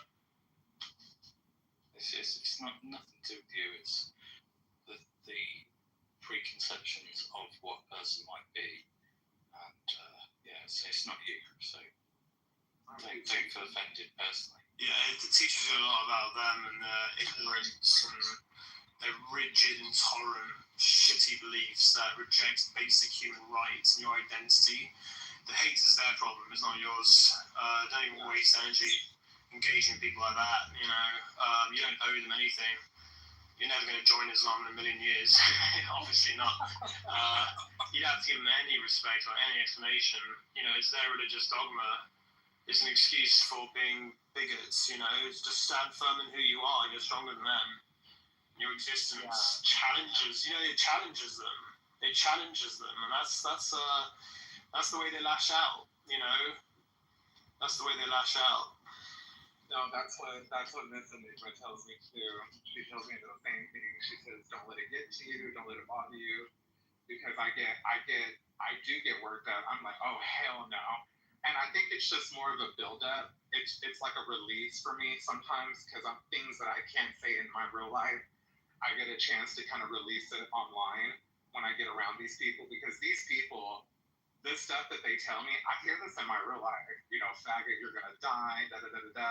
So I don't really react like this though in my real life. I kind of just avoid it in my real life. But online, oh no, I go for it. I look for it, and I'm like, I'm gonna use you to release right now, and I think that's where a lot of my aggression comes out is because of, you know, just a buildup. But you're right. I shouldn't let it get to me, and I should, you know, move past it faster and take more breaths in those moments. But it just gets so frustrating. The same going back to El Normo. Like, I want to like him. I do. I want to like him. But he is just so bigoted towards me. And I agree with some of the shit that he says. But some of the stuff that he says towards me and to other people, like, I'm like, I don't agree with it. You know, and he can be rude. So I just kind of give him back a taste of his own medicine. But yeah, I just wish we could all just get along at the end of the day. I agree with Daniel. Daniel is, I don't know how well you know Daniel, but he's honestly, Bobby, I'm being totally honest with you, he's really fucking good. He's probably the best when it comes to like debating this stuff. I don't think anybody would deny that. He's like the leader in terms of like arguing this stuff. I don't think he's weird, man. I'm telling you, he's serious shit. You know, so I don't think he meant to like upset you earlier. Maybe you'll disagree with me, but I don't know. I don't think of him as. I don't think he's like that. You know, I don't think he's like that. I think he's much more genuine. You know, and he said something like he's actually part of the gay community, so he might even be gay himself. I don't know. He said that, so maybe one that. Yeah, that's what I heard him say. That I think he might. I think it was implying that he might actually be gay himself. You know. Yeah, and no, I think that I think over the conversation and time with us, I think we kind of had a better understanding of each other, especially when he kind of understood where I was coming from. But I like Daniel, and I liked him. But this was my first time interacting with him. I've heard him before in different shows, and I always think he's really funny. He's so funny. Yeah, he's very. I love his debate style, but I think he's funny when he gets angry with these people because he's like, mute up, shut up. I just laugh at the way he handles those people that try to talk over him. That's why I laugh at things that he said. It wasn't really laughing at what he was saying. It's just the way he handles them. I just think it's so funny. But because I'm like him with a lot of ways, you know, I relate. So, but no, I think Daniel's very awesome, and no qualms. That's why I haven't really brought him up. He was pretty calm. He was pretty calm with me. He handled me very nicely. Yeah, he did. He didn't yell at me. He wasn't nasty towards me. He just kind of was just telling me, and then went on mute. So no problem with Daniel, but it was definitely all Normo, all Alpha, and who else was it? And that's pretty much it. Now Kind, Alpha, and Normo were the big session. I'm just gonna say goodbye because I'm off. Orlando, yeah, and Pleasure speaking to you. Yeah, it is getting late too, and I'm sure you're ready. Let's probably just close the room, guys. And I know John didn't get a chance to come up and speak, but thanks for listening. I'll see all of you guys later. Yeah, bye. Good night, guys. Very nice. Good night, everybody.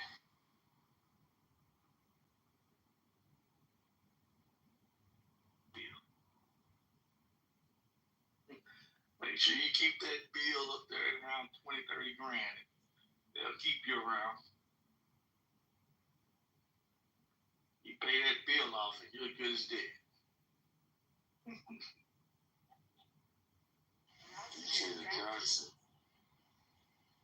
the doc say the check cleared? So we'll go ahead and stick him over in that corner. He only got a couple hours to live anyway, Chad. We're gonna go ahead and cut the respirator on. Yeah, it works that way sometimes. People let you stay in their life as long as you got what they need or want. And if you stop having it, well, they stop needing you. Hence, never help someone feel full. Just don't feel satisfied but not full. You're talking about the carrot method, dangling the carrot, huh? No, not dangling it. Just never let them eat it. Let them taste it. Oh, that's correct. People stop chasing something if they don't get a little taste of it every now and again. It's like somebody wanting freedom. Them go on vacation once a year. You know, if you work in my company, I'll let you go on vacation once a year, fully paid. So you can know what freedom feels like. It'll make you work hard. You'll want one in a week, but you'll never reach it. But because I let you feel a week worth of vacation, you'll keep thinking that one day your life could be a vacation. That's why companies give you vacations, so you'll work harder. But if they didn't give you any vacations, you wouldn't work as hard.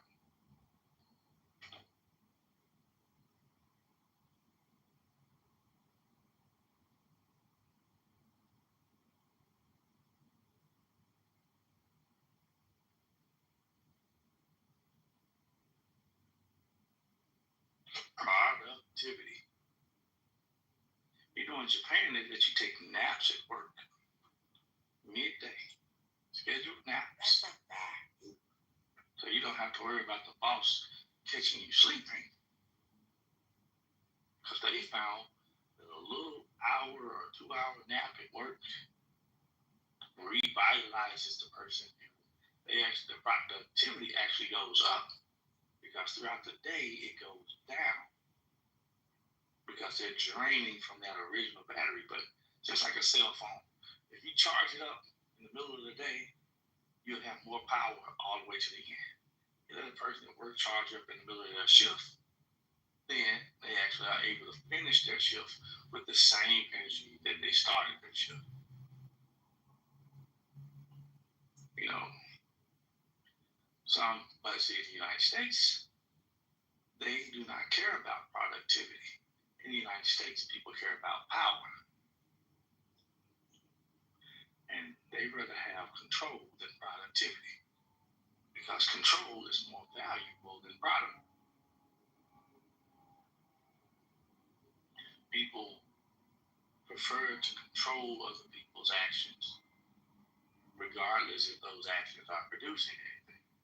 There's a woman out there that's controlling a man, not producing anything for their relationship, but she likes the way the control feels. She'll destroy her relationship, but she'll build up her sense of power. It's a man doing the same thing. Hence, their words does not match their energy. You know how people say actions speak louder than words? They do. But energy speaks before action. Like, I don't even need to see your actions. I see your energy. You're talking to me like a powerful woman. I'm like, you know, I wouldn't, you got the energy of a powerful woman. Why would I ever think I can feel with someone that's powerful? Powerful people are looking for control. So you're not open. So I don't need to wait for you to do an action. Your energy is already showing that your pursuits are controlled. Nobody can have a functional relationship in a controlling environment. Not a relationship, that's a partnership. Now, if I also was a controlling person and you were a controlling person, maybe we can partner up. But you have to be looking for a partnership to do that.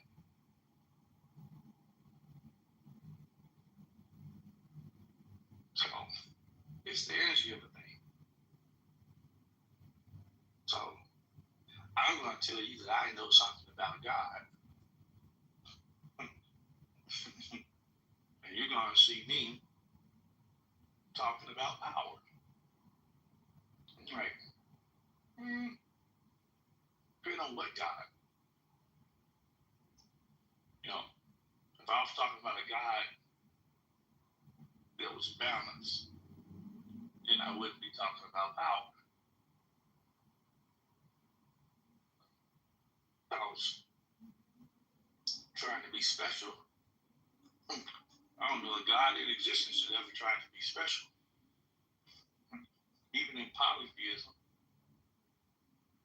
none of the gods, when there were many, ever tried to be special. You worship the God that represented the thing that you went. You were trying to have a baby, worship the God of fertility. You wanted the crop to grow, worship the God of sunlight and water. You didn't want to die, worship the God of healing. It was time to fight, worship the God of war. On and on and on and on. So,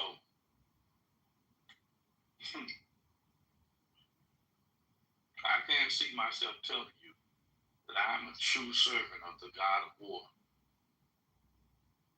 And all I talked about is peace and non-violence. That would be, I don't know, might be get some of you, but I don't believe I've been tricked you that long. My words won't even match the God I'm serving. Like, hold on now. Peace and non-violence. That don't sound like war. So, you heard somebody talking about some omnipotent, all-powerful, all-knowing God, and then they start talking about definitions. How can omnipotence be defined? That wouldn't make any sense. Like the word God means above sense. Something that always is and always was. Like where did it come from? It came from everywhere. Well, everywhere it come from. Where it came from, it was always been here. That makes no sense. So when someone tries to make sense out of the word God, I'm like, that's what really doesn't make sense. Unless you're trying to own God and turn him into what you want him to be. That's why you gotta say it real loud. You gotta go to a Baptist church, say it real loud, and yell it into your ears. Like, there's a lot of people think the louder they say something, that makes it truer. Like, oh well, you are out yelling me, so you have to have a point. Then people start resonating with the loudness, like, oh, they're saying it with so much loudness. That's conviction. You sure that's conviction? Yeah. What does conviction sound like? Well, you got to say it real loud, and that means it's true. Like, oh, that's interesting.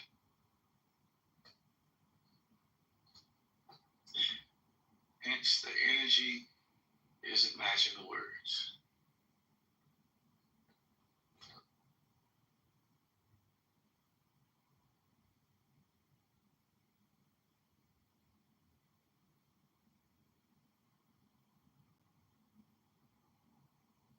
See, that's funny. It's called being in the spirit.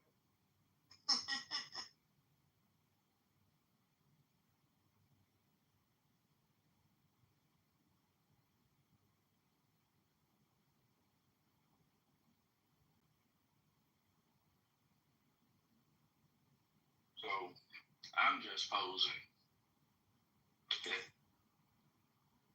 actions do speak louder than words. I told myself I know what I'm doing with that rose bush out there.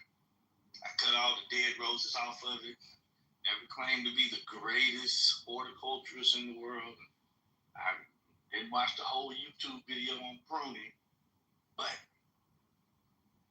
roses grew more. My rose bush got taller, so I mean it gets my way through it, but I didn't do too bad. You know, sure I can do better, but I'm not gonna tell people, man, I did all right with pruning my rose bush. No, I took the action, but I had to wait to see what happened to my rose bush before I said I did pretty good. I could have went outside and that junk was dying. I was like, oh man, it's all brown now. I think I killed it. You know, I cut the wrong thing. So I'm posing. Actions speak louder than words, but sometimes you have to let actions play themselves out.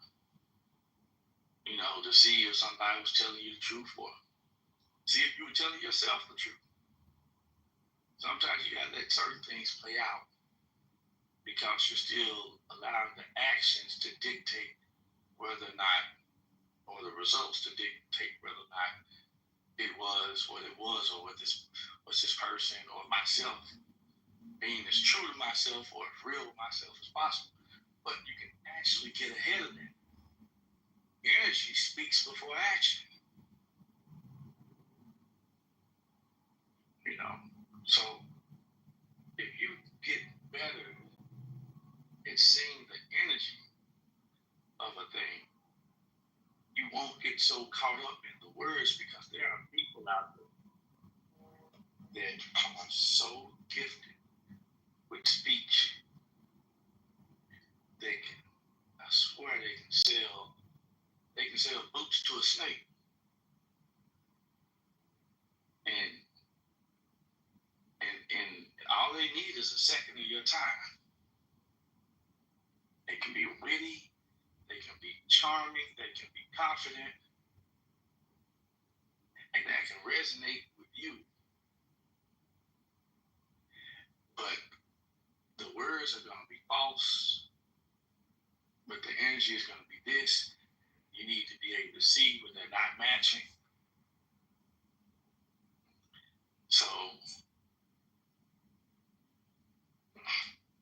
you may or may not be able to ever see that. You may or may not. But maybe some minister or preacher or family member or a lover or a friend that's going to always have you under that puppeteering until they mess up one day, which is most likely inevitable. And then you'll see through it, you'll break through it or whatever. But when it's you doing it to you, you can go a lifetime fooling yourself. You'll never see through the lie that you tell yourself. You've been telling yourself you're somebody you're not, but you say it so much to yourself, you're starting to believe it. You say you're looking for love, you are not. You are looking for company. You are looking for power. You are looking for status. You are looking for a lot of things, but love ain't it. It's kind of like what you're looking for. You would like for love to be there with it, but that's not what you're like. You're looking for somebody to worship you, but you would like that they loved you too. You know. So you're not looking for God. You're looking for excuses. You're just hoping that you can find a God that can excuse the way you act. So you're trying to convince yourself that you're looking for God. I'm like, you look at your energy. Like, look at what's causing you to look for God. And then ask yourself, are you really looking for God? If that's the reason why you're looking for him. You don't want to die? I think that's a good enough reason to look for God, so you won't die. You want to feel better about yourself? You think that's a really good reason to look for God? The reason why you're looking for him is the energy behind it. So your words don't really mean much. At least that's what I see.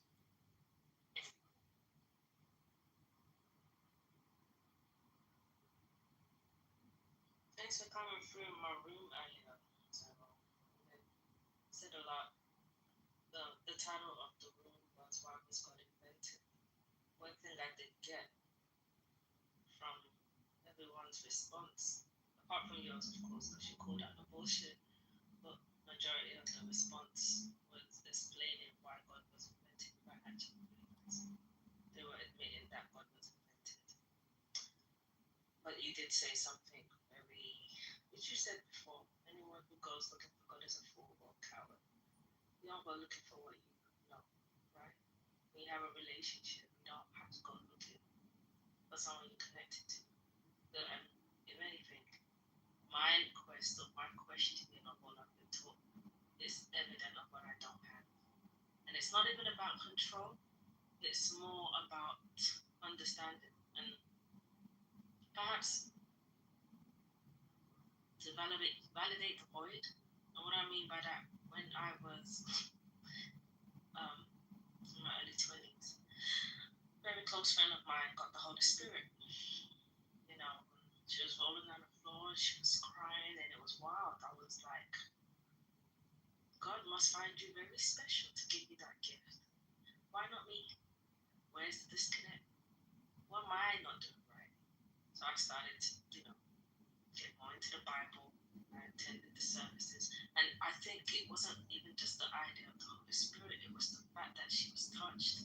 It was a connection that it seemed not everybody could have, but it was her own experience. And I convinced myself that maybe I'm just not Christian enough, I'm not holy enough, it wasn't, it wasn't all this performance. It had nothing to do with that, because outside of church, she was breaking every rule.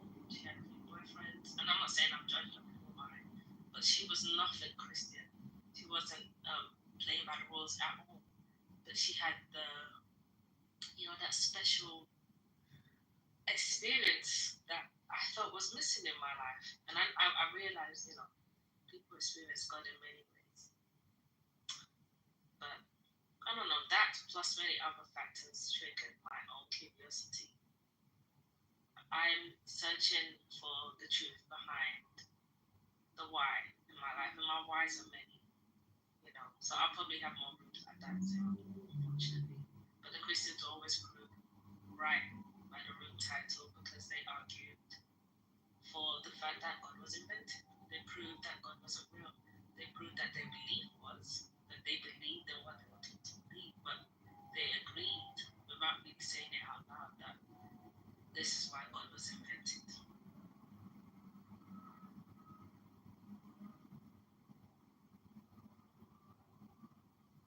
So it sounds like you gotta grow up one day.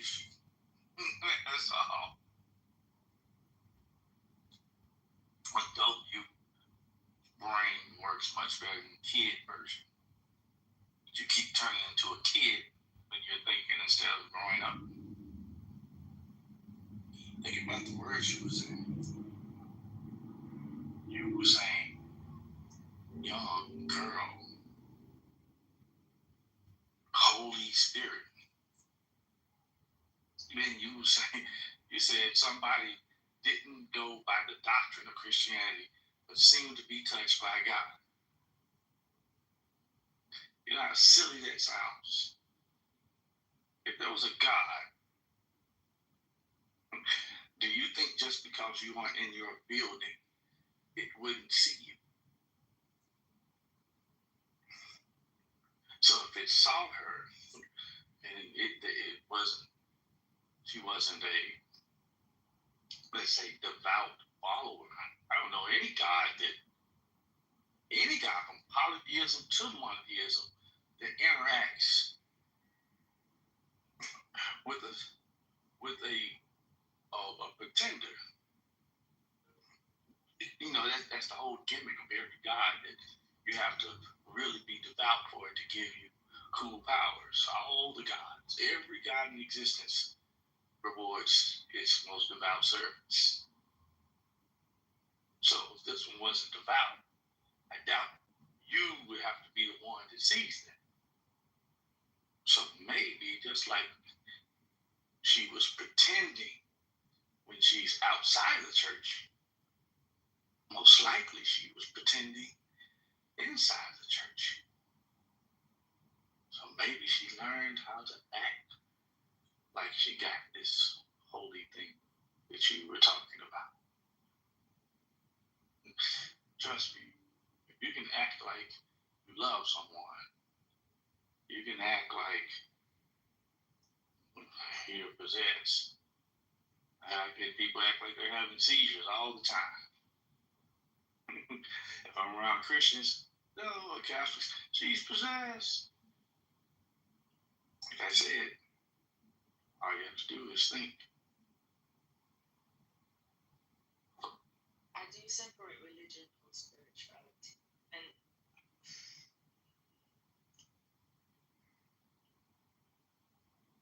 belief in a person having a spiritual experience. It doesn't You need gotta to- think. Yeah, it's a great area. Still a lot of growth. Aren't you? It sounds like you're attached to that. You gotta step out of it.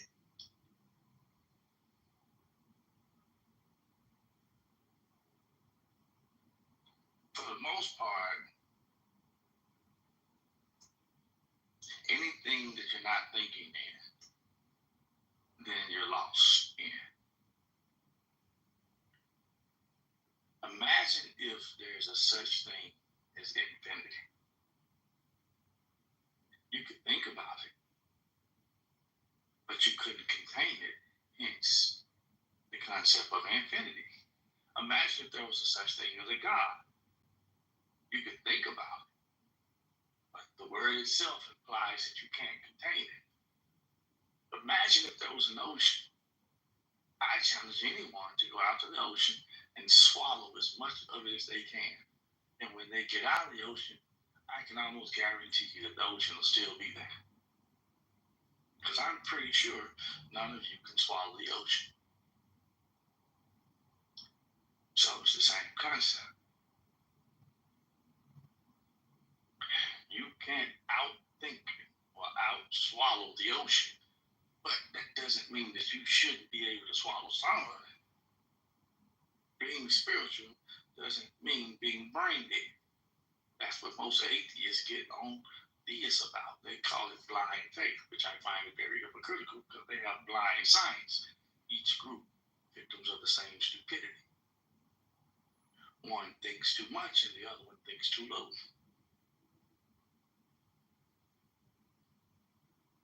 Same blind spot.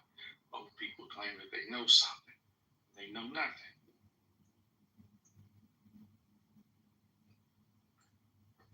You don't know the totality of a thing, but you don't need to know the totality of a thing.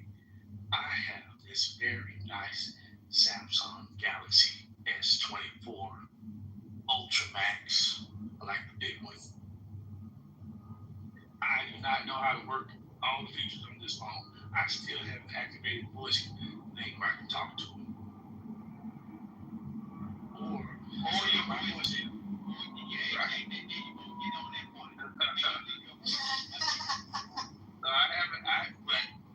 I don't even know how to operate the totality of this phone, but I know how to go on Clubhouse.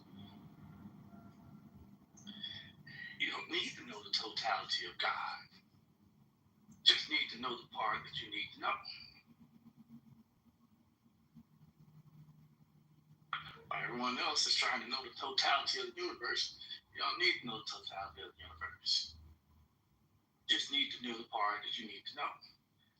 You take care of this planet, and then maybe you can start talking about taking care of the universe. You take care of your relationship with your God, then maybe you can start talking about other people's.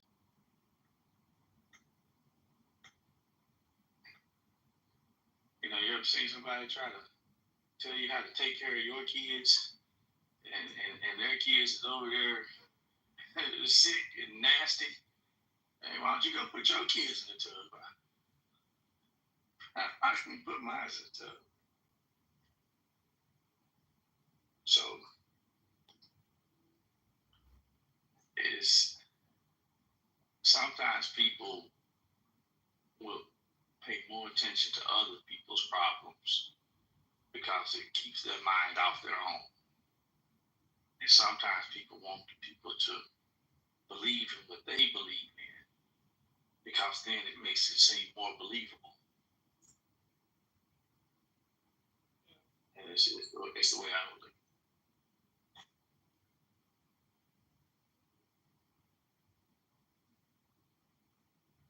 It's a blind spot. I'm working with it. And you're right. I don't need to know everything. That's what I need to know.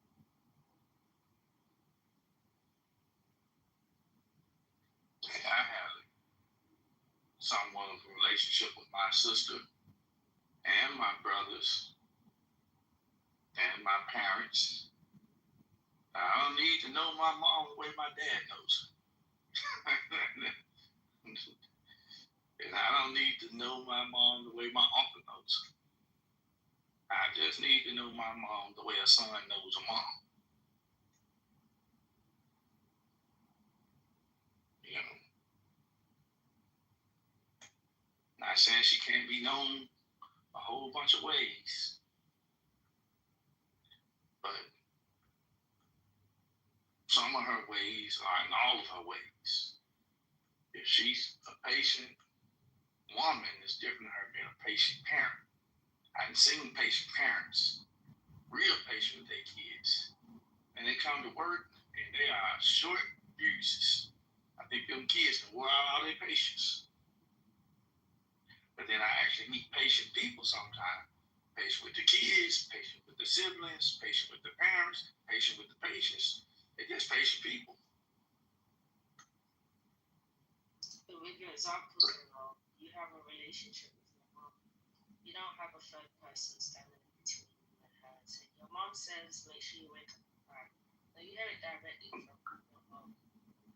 Sometimes my brothers and sisters call me and tell me, Mom wants you to do this. But then I know who I'm talking to. They'll put a little extra edge in there. I know now Mom didn't say all that. You kind of threw that. Because Mom said she needs to do this because you're never coming around when we be calling. Part of that sounded like Mom. A little bit that sounded like you. You know, you just slid that in there. That's because I also knew who I'm talking to. So even if there was a third person in there, I'll know how to disseminate between the part that the third person kind of slid in there and the part that was possibly her message. I know you always say, Zero, imagine there was a God.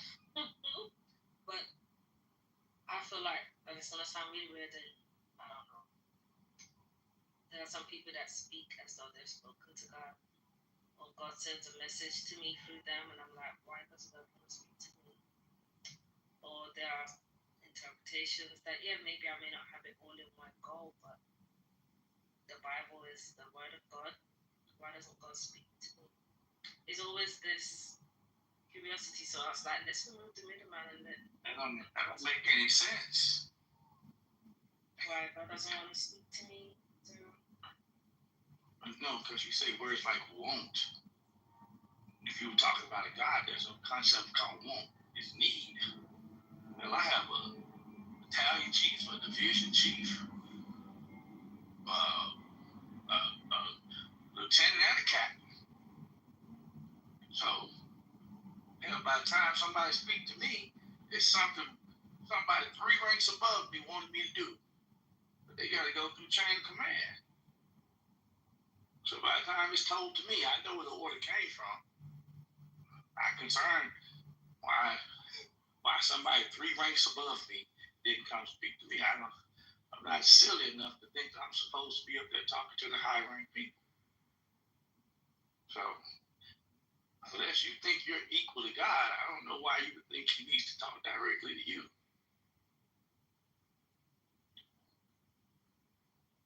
You're right. I'm just a piece of sand on a beach amongst many. I'm not that significant. You never have been, and you never will be. Anyone who values himself is either a fool or a cow. And God doesn't talk to fools and cowards. Not any gods that I know of.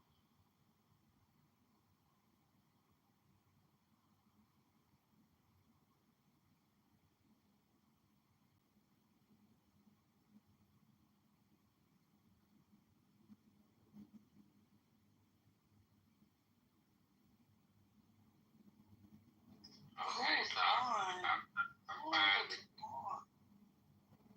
That was man, I hope you caught that sheet. Oh, I got it. She don't have it. I got it, Jojo. That's crazy. There was a delay. It slowly registered. No, because you want to know something, it's going to be 2 weeks from now. We're going to find she bringing this shit up again. No, I might just have another inkling of another question that I've never got the answers to, and I just like. It's the same question. Yeah, little face. I don't know. It's the same. It's like the last several years I've been coming, she come on like every time. Like Amunet got her own thing, but she got a thing too. And she's thing is like there are men who have used the Bible to control our lives. And every time she do that, I be thinking, damn, when was the last time somebody used the Bible to control us? She believes that. It's like, are you still falling for that kind of, you know what I'm saying, that kind of stuff? You could read the Bible and enjoy it yourself. You don't have to keep talking about how other people are using. Yeah, you're right. I mean, I can just forget that there is hellfire after we die. Just live my life. And that's what I'm saying. I think it's something about that rumor that there's a worse or a better place for y'all black people to go is what really got it stirred up. Like, it's such a confusion about how to live this life now, to where I got a grandmother who will never wear pants because she's trying to get in the good club after, the afterlife club. And I'm like, girl, you got a silly God. Yeah, that dress code though, that ain't have nothing to do with God. I actually grew up in a church that was like that. That we didn't wear pants and stuff like that. And the Bible don't even say that. It's not even in the Bible. But they have taken the word and kind of indoctrinated that way that you're not supposed to wear pants. I grew up in a church where they was telling us that we're not supposed to do that because blah blah blah. And then they later on corrected it because of I don't know who talked to our pastor, but he ended up correcting it. But then when I read the scripture, I was like, it ain't got nothing to do with it. It ain't saying nothing about no pants. So it's like I grew up like that too. But now I wear them whenever I want to. But because I'm so used to like 20-some years of wearing dresses, I feel more comfortable in them. But it's not about going to hell or heaven. So, Zero, to your point, the pastor is closer to God than I am. I'm at the lower ranking, See what I'm saying? I told y'all she don't get it. No, you're right. If there's a pastor, he's closer to God than you. It's just like if anyone who has an older brother or older sister, especially if you got some years in between you, like let's say 10 years in between. When you're 10 years old, they're 20. So they know your parents better than you do. Maybe when they were born, your parents were just starting off in their career.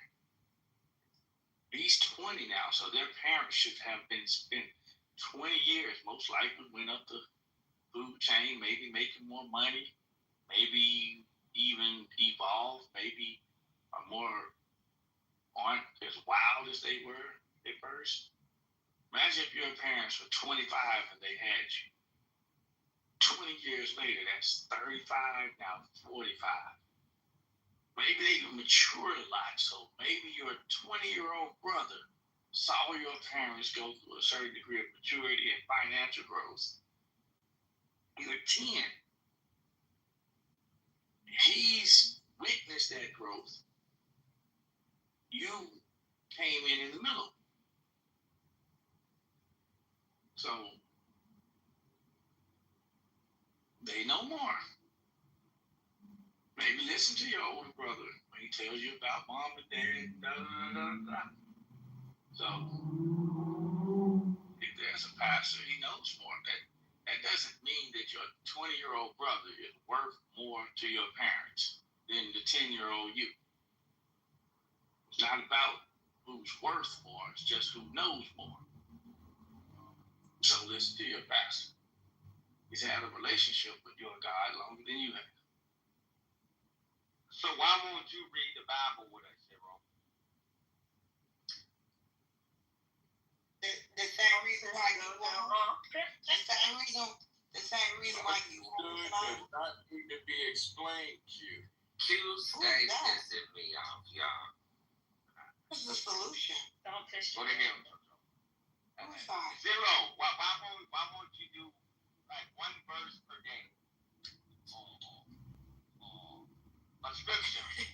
Zero's parables need to be studied. I'm not even over that. I cannot confuse myself any better. And that's what I'm saying, y'all. Some We got a closet she, full of Bibles over there, and I want to know why Zero won't read them to us. she and Q got a problem, y'all. Is it a God complex? I just I have full I can't read the Bible to you no more than I can read the Kabbalah or the Torah or the Quran, because I already know them. It's like a map, right? Imagine if I took a map and it was guiding me towards a treasure. That map was one of the most valuable maps in the world to me. But then I used one map and it took me to a puzzle piece. I was like, this is what the Quran leads you to, this piece. And then I read another book, the Torah, and I said, oh, it led me to this piece. Then I read all the Vedas and the Tao Te Ching, and they each led me to a piece. And I read the Christian Bible, it led me to a piece. But once I put all the pieces together, it showed me a brand new picture. A picture that you can only see after you collected all the pieces. So, to me, I don't value the maps anymore because I've already found what they lead to. So, Right. Then I understand. I'm saying I'm just it's like, but you won't read them to us. You can't, because you cannot understand any religious text with, what else that word that one person, you can't read religious text with the carnal mind. People pay attention to the words instead of the spirit in the words. You know, it's kind of like somebody who claims that oral traditions, when teachings were passed down orally for hundreds and sometimes thousands of years in some cultures, they say some things were lost in the oral tradition because somebody somewhere surely didn't place a word somewhere somehow. Somebody eavesdropped and heard it and misheard something. Well, someone may have translated something from Greek to Aramaic, from Aramaic to Latin, Latin to Hebrew, and then translate that to English. Sometimes some people claim that some scriptures, even in the Christian Bible, may have mistranslations. And I'm like, you're so silly. Can't mistranslate a spiritual book. It's impossible. You're still paying attention to the words on those pieces of paper. It's like it's a spirit behind the word that can't be mistranslated. So I don't care what they do with the words or what language is in. The language of the spirit can't be mistranslated. So people are fascinated with the wrong things. Nobody knows that. That's amazing. I'm glad you said that, Zero. Hey, but I believe them because it's always something you can have. You go to two different churches and have them both, two pastors can preach the same thing and you will get different messages from it. One pastor may yell it into your spirit, the other may speak it calmly. But one of them is going to resonate with, let's say, that thing called the soul with you more than the other, I think. But what I'm saying to you, Zero, is that your words come off so sharply to the point to where you could break down something that a lot of us have been misunderstanding. Did you look up that word I told you about yesterday? I forgot. You never. So I looked it up. That was wild shit, Jojo.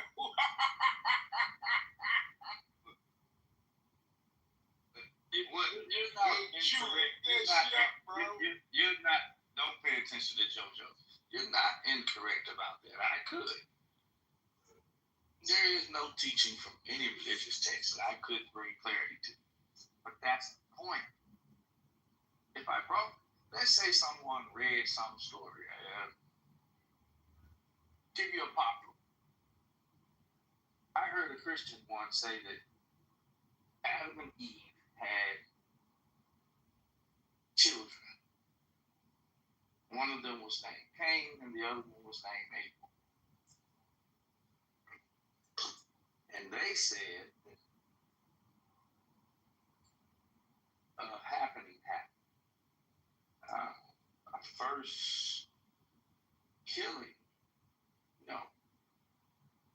the first murder. Definitely wasn't the first killing. It was just the first murder.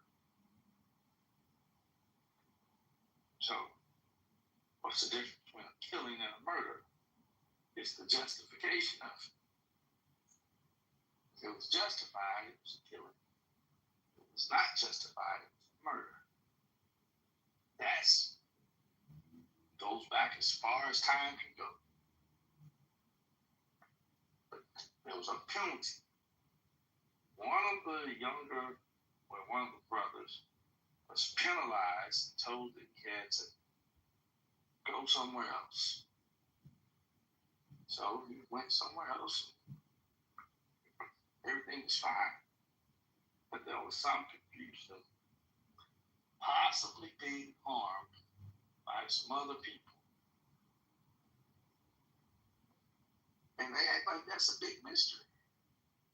Why do you think that that's a mystery to people who claim that they read that book?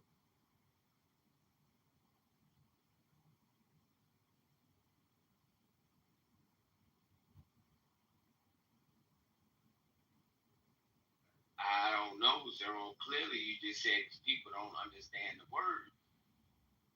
They're not. Their spirits are not lined up with it. So why don't you tell me why, Zero? That's why I'm asking you. Well, this is the catch. This is the catch. It's like, let's call the pastor the third wheel.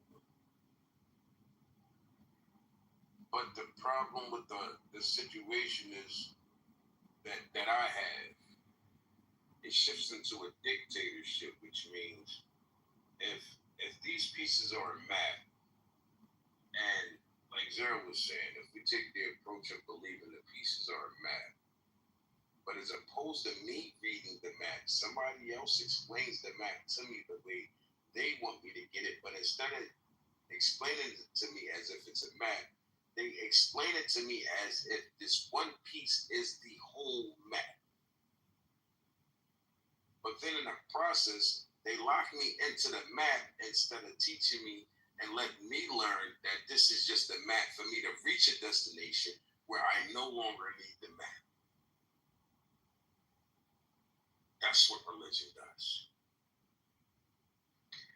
I think there is something in what I be hearing about this idea of having someone use some type of literature or a sacred book as the end all. You know what I'm saying? Like, there's a lot of people in Zero's position where they refuse to glorify a specific text. Like you'll hear Zero pick stories from all the books that may be significant to the conversation, but he tries not to idolize the books, I believe, because if we get there, then it's one of those things that he is kind of, once again, pointing people in a direction where it's like, okay, this book holds some truth, but then people will take it as this book holds the truth. And then at some point, they may incriminate Zero for saying, hey, you said this book was the truth. And now I'm out here, speculating and sounding a fool and listening to these other fools who speculate stuff about this book. And I think there is something to it where it's like, if you read all the books, you'll find like everybody's coming with a similar conversation from their part of the world, And I don't want to put this.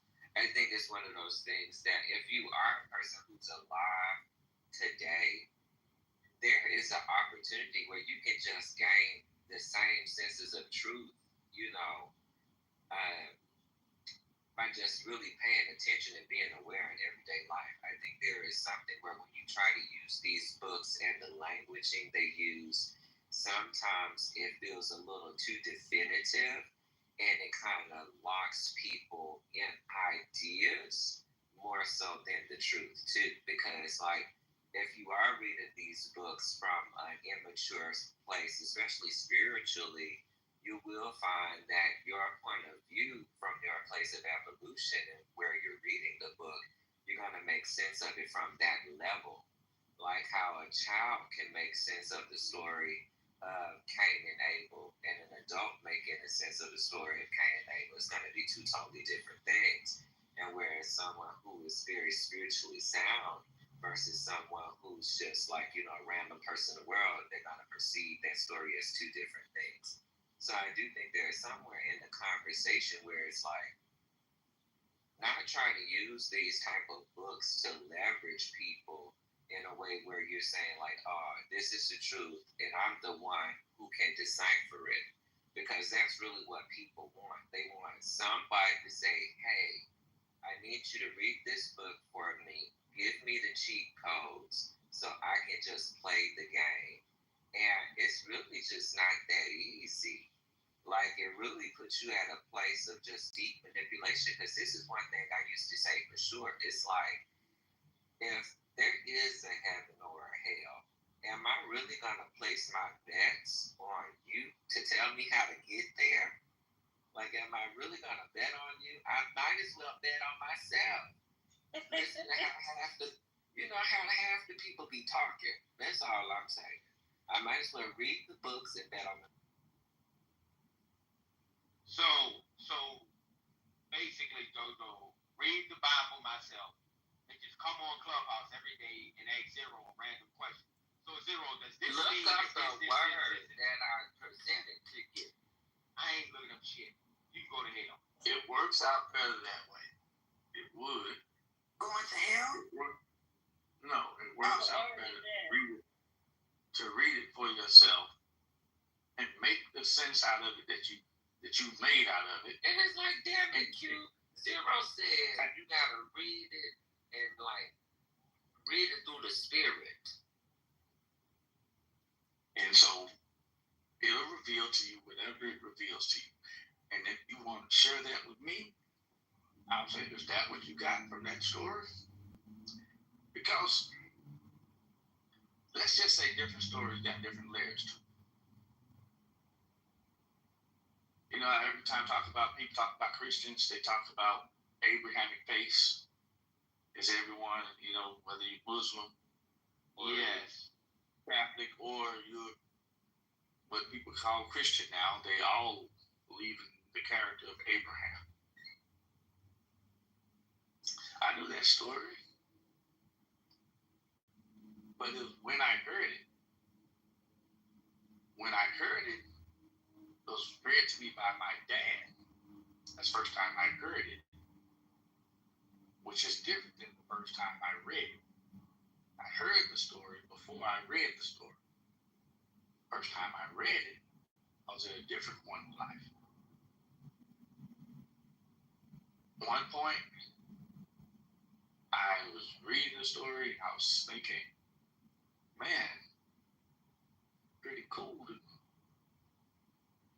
talk to God. I thought the whole story is about how cool it was to talk to God, how to be a disciplined servant. But I was constantly thinking about just this so-called God talking to a human, and always seemed interesting. And so my dad used to read it to me. Of course, my dad's voice was God's voice, the way he used to read, and he'll imitate the other character's voice and so forth and so on. He was a character like that. And but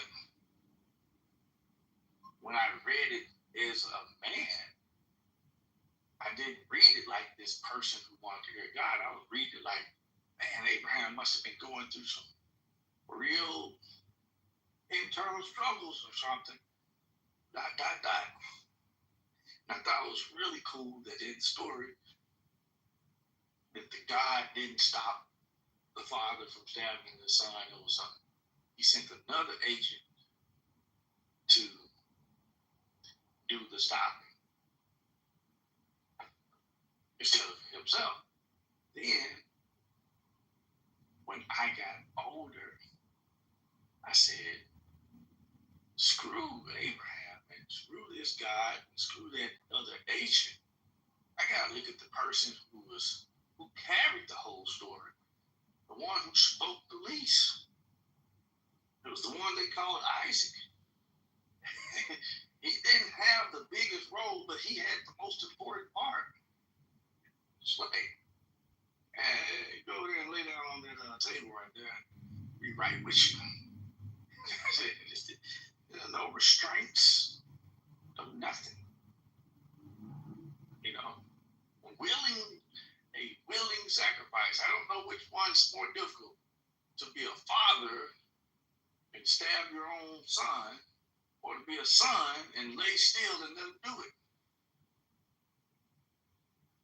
You know, so I read it from the angle of the son, I read it from the angle of the father, I read it from the angle of the faith. But each angle showed me a different aspect of that theology. Throughout that theology, it always shows things in a very Trinitarian type way. Most of his stories typically have three characters. It'd be one story, but it's typically three characters. Even with the Jesus at the end, his execution, once again, three characters. It's very common in Christian theology. Completely opposite when I was reading different Vedas. There was many characters in one. Taught me something else. So, just saying, you can read the story and get something out of it, but I guarantee you can probably read. It's like watching a movie multiple times. You'll see something you didn't see the last time. What happens is people will watch the movie in their 20s and still be talking about it in their 40s, and they haven't rewatched it.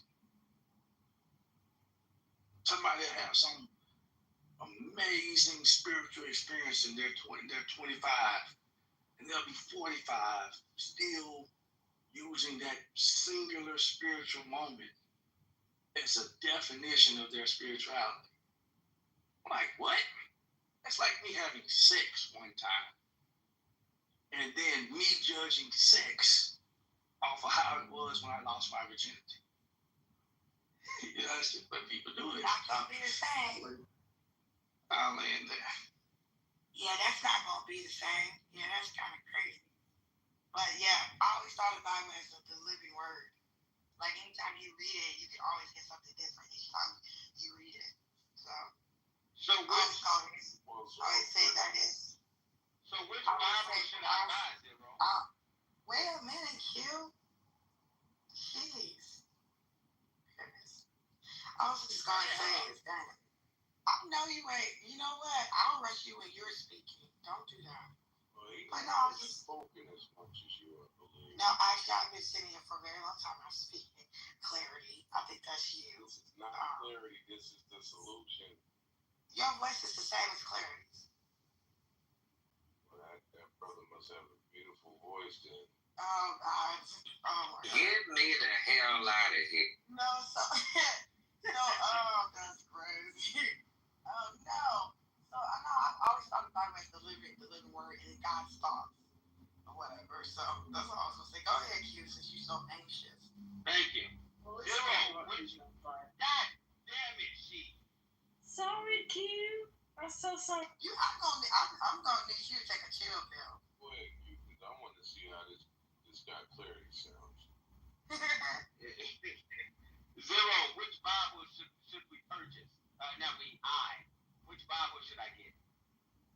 King James. It's the most common. It really wouldn't matter, but that's a fair fit. Why didn't God write his own Bible? Well, what I wanted to give you was if you was listening to what Zero said, he was reiterating on the conversation we had a while back about the introduction. People are running with the introduction and not growing outside of the introduction. And he basically just gave you a recap on the conversation we previously had about that. Do you remember that conversation, Zero? Why would you forget? My fault. Yeah, I mean, but yeah, it's the King James Version, any version of the Bible. There are some that have more. Let's say all of a sudden a Hebrew Israelite decided to rewrite the Bible, and every time it would have said the man, he changed it to the black man. And every time it says a woman, he put in that bitch. Well, that may be a mistranslation, but if they kept the general story in there and you start reading it with the Spirit, you will still get the story. It's just that some mistranslations make it more difficult to get the spirit of the story.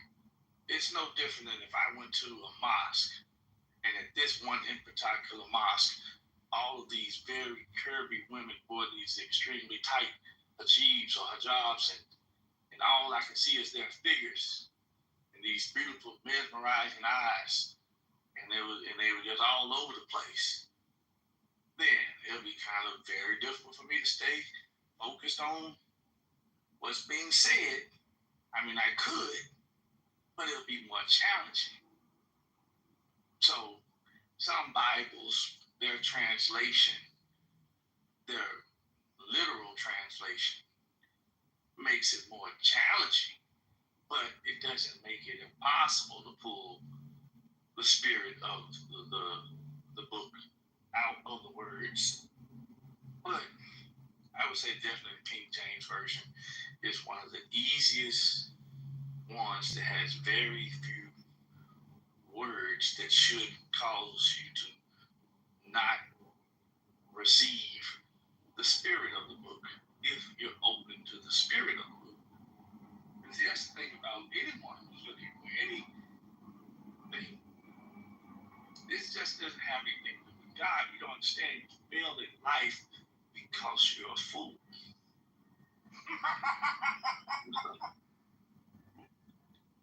You make things important, and then you look for those things like they are important, but you're the one who made them important. It's like a person that's depressed because they haven't made a certain amount of money, but you're the one that made money important. Because you think, oh, if I don't get money, then I'll never be able to have the type of relationship that I want. And if the type of relationship you want has to have money in it, I'm not too sure that you should make that an important relationship. Because next thing you know, you're going to end up having people with no money with bad relationships. But then all of a sudden, that'll mean that people with a lot of money have good relationships. But if you've ever looked around and seen someone with a lot of money with a bad relationship, you should understand that it's not the money. If more money meant better relationships, trust me, it does not. But if it did, you wouldn't see people with money with bad relationships. Just like being healthy, physically healthy, doesn't mean I'm going to be happy. If it did, trust me, it wouldn't be these guys in the gym and these women with these bodies that's banging out of this world, but they're always upset or crying or searching for thrills. So, trust, a healthy body and a healthy bank account does not make a person. But if you're thinking that it does, will break a person. It'll break you thinking that that makes you. But if that's your pursuit, go get the banging body and go get the fat bank account. I'll see you when you're 50. Tell me how it worked out. I pretty much know how it's going to work out. Well, sounds to me like some of these guys are almost already 50. You'd have to question it now. Doesn't matter. Everybody who plays this game ends up in the same space. Hey, Zero, can I jump in on this? You mind? Well, the thing you said about reading the Bible like in three different perspectives made me look at people's attention, even mine. You know how when we're younger, when we're babies or like children, we look at the world differently than when we look at it now. Having bills and responsibilities. As a kid, you don't get those things. Hopefully you don't. Some kids do. But hopefully you don't. And then you get to focus on the things you want, your desires. But as a child, and you hit adolescence, starting to understand that you get desires that you can't even, like your parents can't even fulfill for you. So you gotta go fulfill it for yourself. Like I would call these paradigm shifts. And I understand what you mean. People only remember the first instance of something and not going deeper. It's like you learn about the Constitution, the American Constitution, in school. But when you get older, you never go back to read it. Why is it? It's because you don't care about what's in it. You think you know everything you need to know about where you're living, about the people you're working for, about the things that you care about, the money you're making, the banks you're putting your money in. You think you know everything. You think everything's set in stone. So you don't want to learn anything more about where you're at. But there are people who want to know more about where they're at. Cynics, right? Skeptics. And these people look again. They look twice, maybe 4 or 5 times. And they know why. And they try to share why. And then the people with the introductory paradigm, they can't grasp what these people are saying. They sound crazy. Kind of like you, Zero. Like you sound crazy to some people, I'm pretty sure. And when people like that come around, they don't stay long, or even if they do stay long, they want to argue. And after they argue with you, the weird thing is, their paradigm closes their mind off from even growing from that interaction. That's the scary part about it. Like, have you ever met someone who treated you better than you treat your damn self?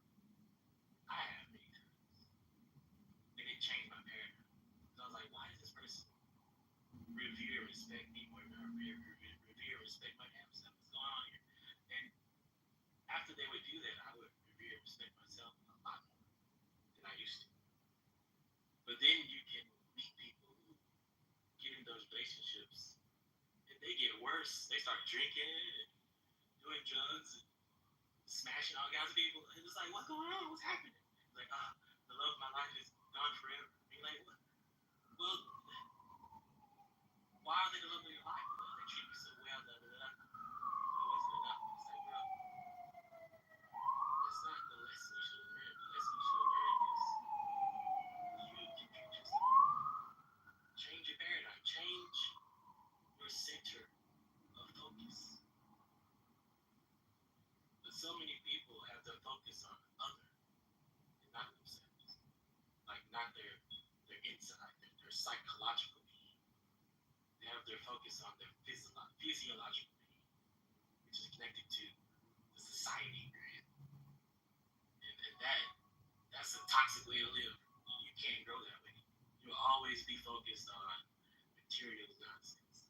You'll always fail. Your paradigm will never grow to a higher, more sophisticated, more free, more liberated sense of being.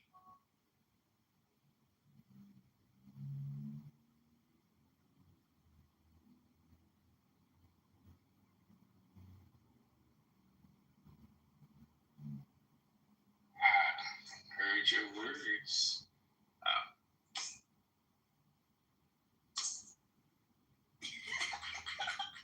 People experience things, and you can just grow with it.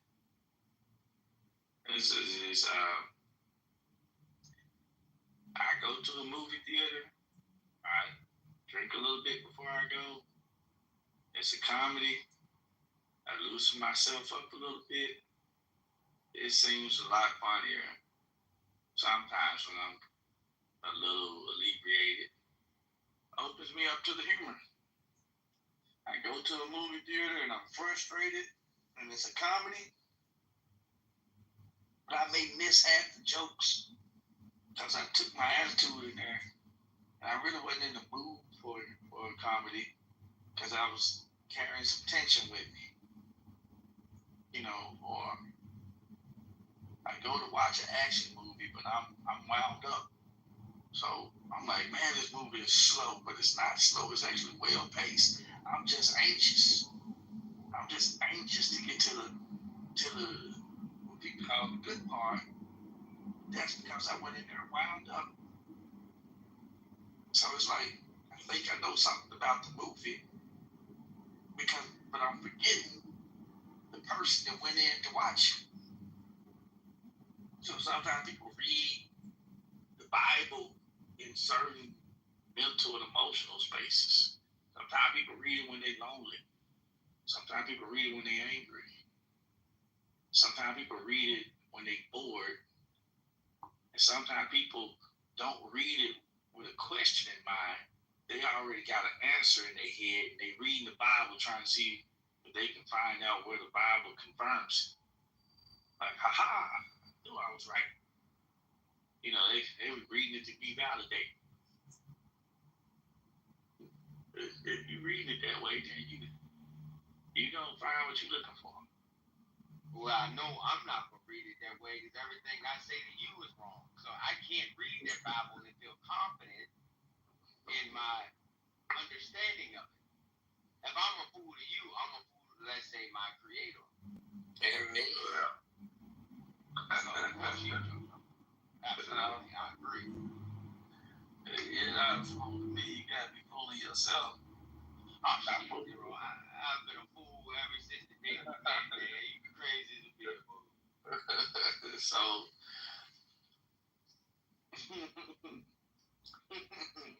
not a bad bug. I hate those things.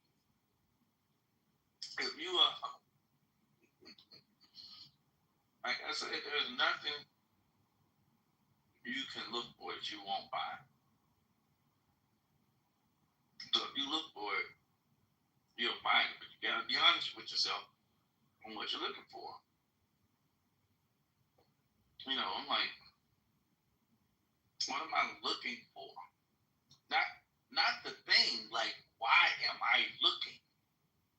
Like, if all of a sudden I was at the station and one of the guys' wife came up there and then he called her to one of the office because he closed the door. If I'm standing outside the door, why am I trying to listen to what he's saying to his wife? Like, what am I listening for? Like, not what am I trying to hear, but why am I trying to hear their conversation? So if I was reading the Bible and I was looking for God, what am I looking to God for?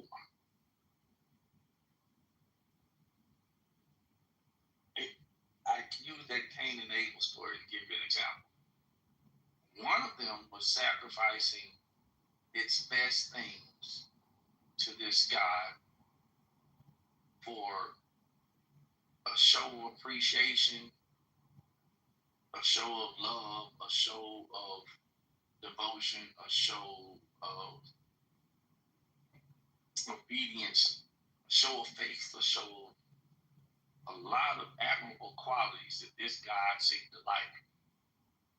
The other one was doing it to show the other brother up, to do better than him in a competitive way,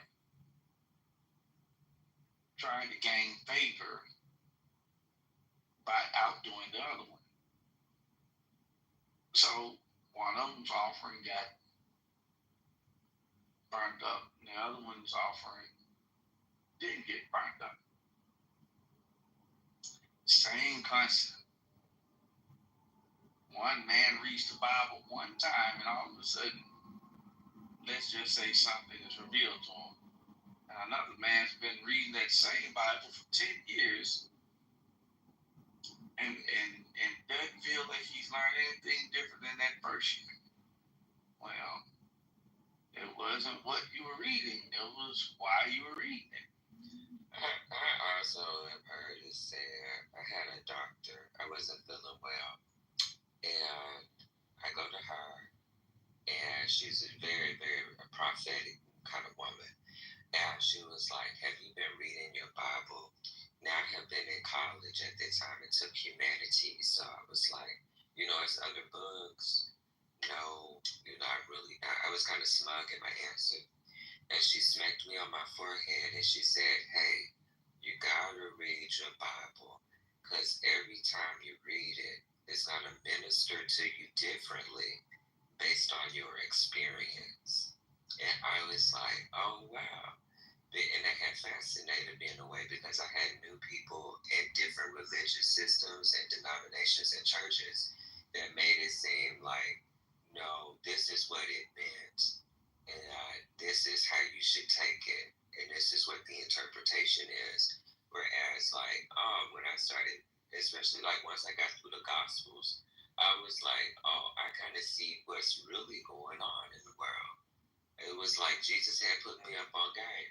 I said all that to this, but it was ministering to me based on my experience. I still feel like when I meditate on the 23rd number of Psalms, like even new, deeper, revelations about my relationship with my master, it shows up like the new revelation just based on my experience. And I think like people are trying to read the Bible from a place, not from like their own experience or their own reality, their real life. Like they're trying to read it from a place like someone wrote this book and filled it with the answers, and the book is literally like a bunch of Aesop fables. You know what I'm saying? Like the teacher's gonna ask at the end of the story, now what did y'all learn? Hello? What did you watch? Hey, you got a hot mic, Renzo. Huh? I said you got a hot mic. Watch. Solution. Oh, no, let him keep talking. No. Hey, yo. No, don't say nothing. Hello? Don't say nothing. There we go. Hey, you always gotta do that, Q. I'm ready to go. Well, I could go along with what JoJo saying it is similar to Aesop fables or fables, but like I say all the time, you'll see what you want to see. When you want to see more, you'll see more. When you want to be confused, you'll be confused. Now, people say this confuses me. Like, well, that's because you like being confused. And they say, no, I don't. And I say, yes, you do. And that's why I feel like Q is helpless. So, but damn, I didn't say that. JoJo said that. So I didn't want to be confused. So I say sometimes, and this is the way my uncle taught me. Sometimes, if you really want to swim, just jump in the deep end. You'll drown or you'll learn how to swim. That's the way he taught me. But I didn't teach my kids that way. I've been in the deep end many a time, have never drowned, but still think I don't know how to swim. Well, I know how to survive, but I didn't know how to swim. But knowing that I could survive gave me strength. But I'll say that you gotta have the right reason for what you're looking for something. Or it won't turn out the way that you are thinking it will, or maybe want it to. And I say this especially when it comes to gods or a singular God, because conceptually, they say that humans can't go to God. Like humans couldn't go to Olympus unless they were escorted in by a demigod. And then in the realm of Valhalla with Odin and the Rainbow Bridge, you couldn't reach it as a human being because they had guardians. You couldn't go to the underworld in Egyptian pantheons unless you had been given certain items to be able to cross different realms. And in Christianity, the concept is that no human can go to God. God has to come to you. Meaning concept was many will come, but few will be chosen. So you have to put yourself in a position to be chosen. Meaning when you're reading it, you have to put your mind and spirit in a position to have the understanding. It's almost like picking a lock in my mind. Like if I was a person trying to pick a lock and they have to listen to when the tumbler falls into the little gap and they twist it back so you can hear the other tumbler without losing that first tumbler, and then you twist it again and you catch that third tumbler, and then the lock opens. You'll have to read it and let the body learn what it needs to learn, and twist it back and let the heart learn what it needs to learn, and then twist it one more time and let the mind learn what it needs to learn, and all of a sudden the book opens up to you and you can now read it with the spirit. But I rarely know of anyone who's got the spirit of the book until they get their mind right, their heart right, and their bodies right with it. If you read that book and you start seeing a black man, a Middle Eastern man, your body's way off.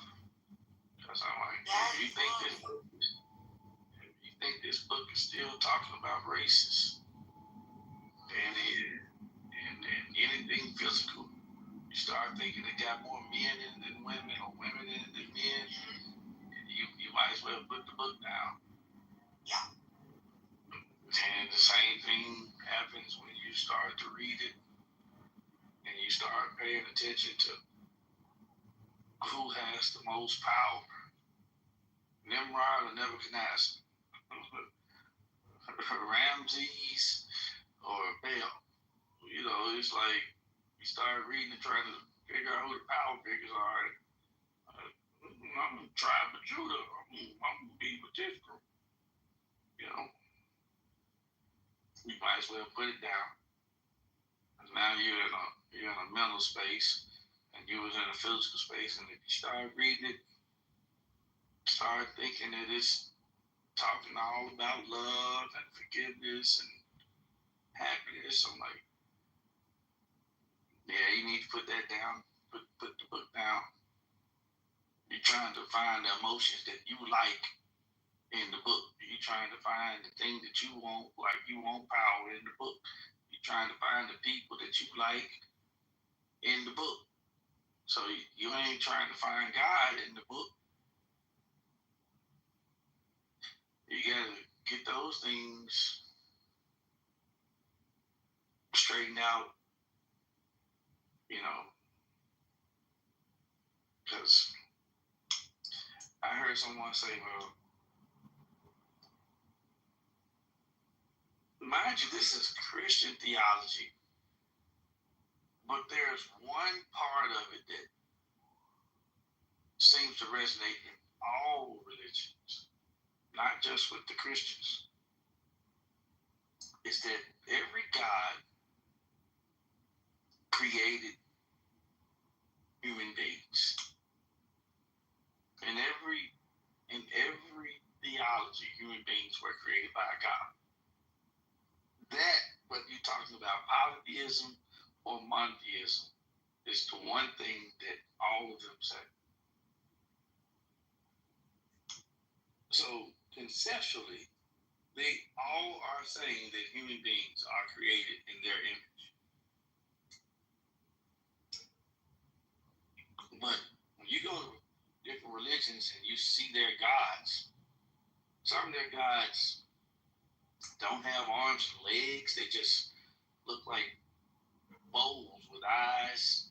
Some of them look like snakes with wings, crocodiles with fire coming out of their back. It's like, I've seen a lot of gods.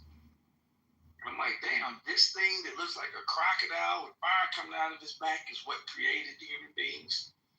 I mean, okay, so be it. But regardless, all of them are saying the same thing. They didn't create you in their physical image. They created you in their spiritual image, which means you have the same spiritual makeup as a God, because gods are spiritual beings that take physical form. They aren't physical beings that take on spiritual forms. So if they're spiritual beings that create physical forms, and you're created in their image, and then all of a sudden the one true God is truly a crocodile with fire coming out of his back, and you run into him and you're standing there talking to him, you're like, okay, I'm talking to a 20-foot tall crocodile with fire coming out of his back. If you still see the crocodile, then you shouldn't be in that realm, because you still see its physical appearance. If you're in a spiritual realm, you'll see its spiritual appearance, which wouldn't really have a physical appearance. And the Tao it'll be like the form coming into contact with the formless, and you're processing it by giving it a form. But whatever form you see it in isn't its form. Whatever form you see it in, that's the limitation that it's allowing you to see it in, because you can't process it in its formlessness. So you're processing it in its form. It's the same way when I tell you guys I don't exist. You guys don't get it.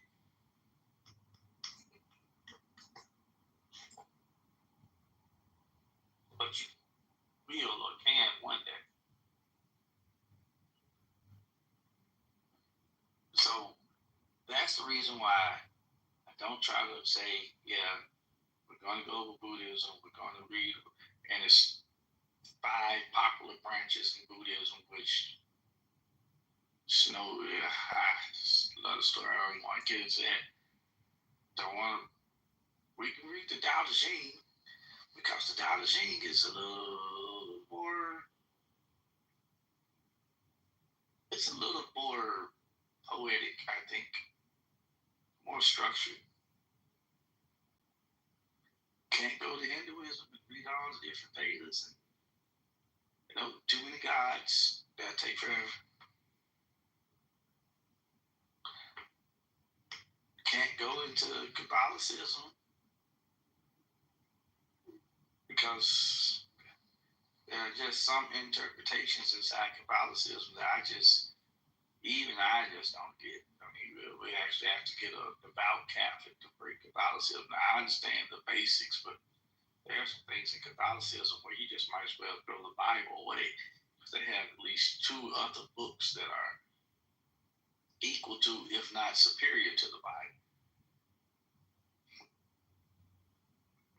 And then you go into the big 3 Abrahamic faiths, which pretty much all the same, but they think themselves different, which is the Christians and the Muslims and what the people now call pseudo-spirituality, which everyone who builds off pseudo-spirituality pretty much is either ex-Christian or ex-Muslim. So you get, but they say sales is a game of numbers. So whenever you're trying to sell something, there's a room full of 20 people, and you start making your pitch, just know from the very beginning, 10 people were there just to see if they can take advantage of something, or came with a friend or something. 10 people shut you down the moment you start talking. The other 10 people, out of that 10, 7 of them, they'll get back to you. But 3 people in there, 2 of them, they're on the hook. They're very interested in if you can make it fit their lifestyle and their budget. They're in. But it's gonna be just one person that's listening to you, and you reached a certain point in your pitch where they already knew they win. They're just waiting for you to reach the point where you're gonna say sign up. So out of 20 people, you usually can get 3. And then you go do another seminar, and 100 people might show up. 100 people gonna show up. You're only gonna get 3 or 4 best to sign up. Sales is a game of numbers. And you go to any cathedral, any mosque, any church, any temple, any home. I don't care how many people got the religious emblem tattooed on them, and I don't care how they can pray to their God until blisters come on their knees. It's only going to be about 2 or 3 people in there that know what they're talking about. And I doubt any of them are going to be the ones on stage. So that's typically the way I see it, because you got to see it for yourself. It's kind of like what they say, you can't tell people about the Matrix. You can only show it to them. So it's kind of hard to tell people about God. You can only show them how to reach him, but you can't tell them about him. That's the way I look at it.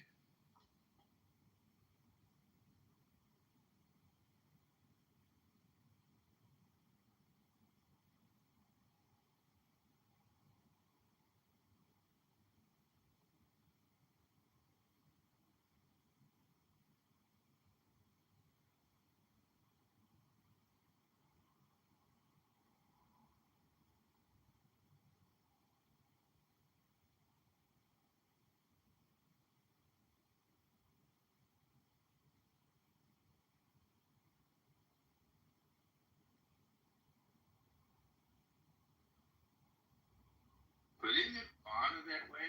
At least from my viewpoint.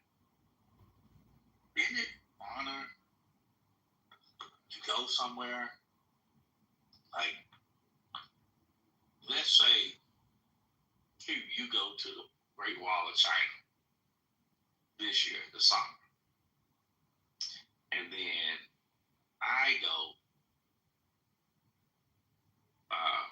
in the winter, and we went to the same place. And then I'm like, man, what did you think about the Great Wall of China? And you start telling me about the experience of being there, but you can't take the summer out of the experience because the heat affected how you experienced the Great Wall of China.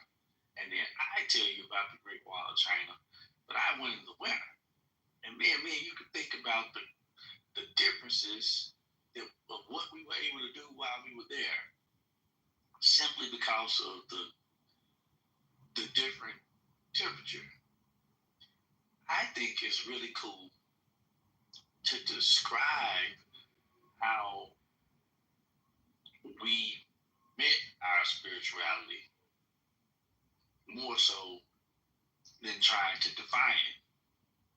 Like, let's just describe it on how we met it. And then you might be like, man, I'm going to try to go see the Great Wall in the winter. So I might go in the spring one time. Or like, hey, let's both go during the Chinese Zodiac. We're going to go during the Chinese New Year. We're not going to go during the American New Year. We're going to go, when it's New Year's in China, we're going to be out at the Great Wall at the New Year. They do an amazing fireworks show and da-da-da-da. So this time, we're not going to go in the winter, and this time, we're not going to go in the summer. Amazing enough, Chinese New Year is, which may say spring. So, boom.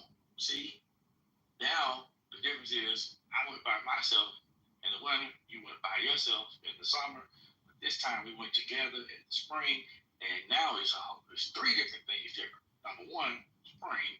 Number two, it's both of our second time, so we're going to go with a little knowledge of what you can do there. And then 3 times is going to be the first time I went with somebody else. So it'll change the whole experience because the variables are constantly changing. To me, truth and understanding work this way. Because, I used to say all the time, learning the truth and learning yourself are similar as, like I said, no man can stand in the same river twice. You step into a river, whatever water you were standing in, it's not the same water that you're standing in 1 second later. And if there's a river of truth, and truth is ever flowing, then when I get in it, I can still be in the truth, but I'll never be in the same truth because it's constantly moving. And if I want to keep up with it, I'm going to have to stop standing. I'm actually have to lay down and get into the flow of it. I was talking to Micey about this. She was talking about being in the ocean and the undercurrent on how you could step into the water and the water can be just a shifting and a moving while you're in it. You can only go like 4 or 5 feet out there into the ocean, and that undercurrent or the current of the water itself is slowly pushing you left or right. And you can be with a group of people and they're on the beach and you just think you're playing in the water, and then you get out, you're like 40 feet down from the beach. You're like, how'd they get way over there? Because it was just, the ocean was slowly carrying your butt away. I think when you get into the truth and you get into the flow of it, it'll slowly carry you away from some people. You'll get like after go get with my people, you see they don't even look like your people no more. They so far away because once you let the truth flow in you, it takes you out of your takes you out of the position you used to be in. You don't even have to move out of your position. It'll just take you out of your position. You just gotta lay down and say, I say all the time, people who have trust issues are going to have truth issues. You know, people who don't know how to trust, when I used to try to teach people how to swim, they can do the strokes, all the strokes that require physical force, skill, and coordination, they mastered it. All the types of swimming, like floating, that actually require for you to lay back and just have like a little bit of breath work, but for the most part, some people say, no, I'm too heavy, or I'm not buoyant enough. They're like, I don't have enough buoyancy in my bone density. Bullshit. Relax. Stop trying to float and just float.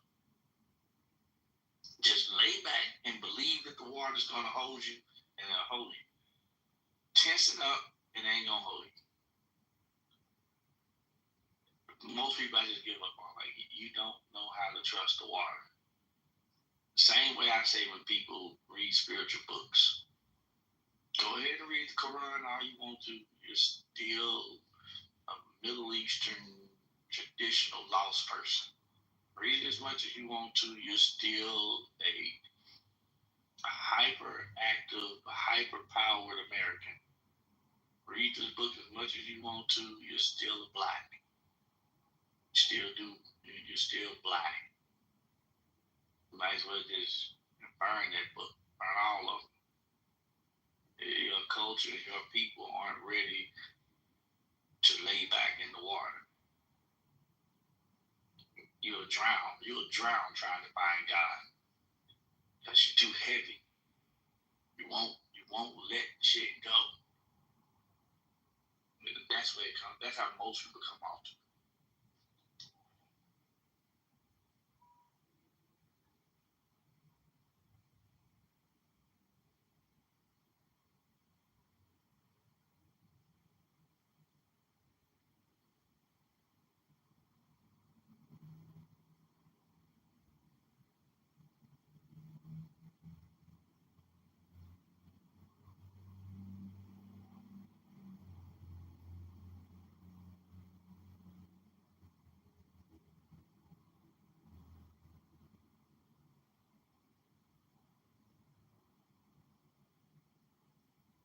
But I can say this. Amunet is new to the group. When Amunet has moved me, you know, she's the one that convinced me to start back opening up the ICU. The one that convinced me to start doing the meditations. The one that convinced me to kind of look away from what happened in the past when I started trying to show people stuff and try again. And here you have been very open and vulnerable and close and loyal and all of that. So if Hugh wants to start a thing where he picks scripture from the Quran or the Torah or the Christian Bible, and he wants to start isolating the scripture every now and again just to bounce thoughts off of it, then I say I'll do it with you. Simply out of my appreciation to you. I appreciate that, Zero. Thank you. Well, Zero, since you're giving out gifts, I'll just take them. Just want to say it's nice to step into what you meant to do anyway. So this is just an interesting way of getting to it.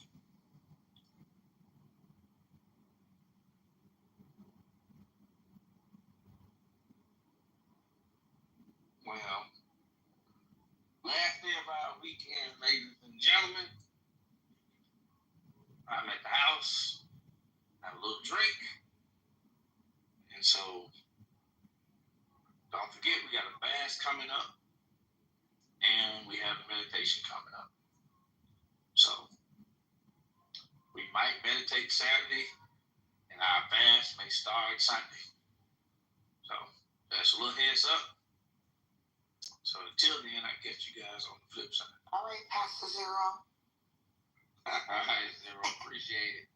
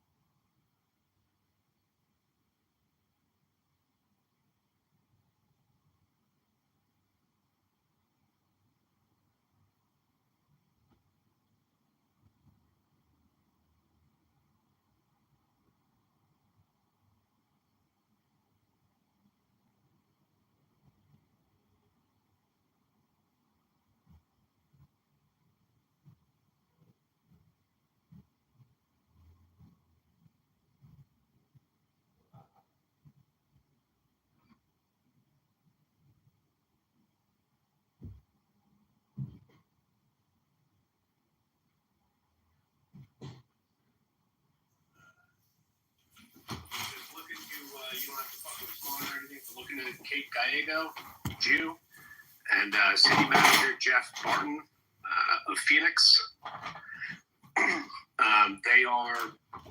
They both pushed the COVID vaccine. This is a crime against humanity. Looking to Rep. Greg Stanton, who is promoting, and the rest of the Republicans in Arizona. They're all promoting the new police chief of Phoenix, Matthew Giordano. So when all the Shabbos goys and Jews are promoting someone who's in law enforcement, that's a major red flag. Eli Crane, Andy Biggs, they're all cooked. So if you're listening and you hear me, fucking look into shit, or I'm going to show up at your office real fucking soon. Maricopa GOP, I know personally, he is good people, and Kate Gallego that you talked about, I'm going to give you another name. Daisy Montoya, Dacey Montoya. She was the campaign treasurer for Kate Gallego. This is Ruben Gallego's ex-wife. Ruben Gallego from Humpty Dumpty Institute, where he works directly for Jeffrey Epstein's brother, Mark Epstein, and is an illegitimate senator, was not fucking elected. Kate Gallego, her Phoenix mayoral campaign was literally run by Dacey Montoya. Who is that? He is also the treasurer of Sam Bankman-Fried's FTX. All right? Dacey Montoya is from British Columbia.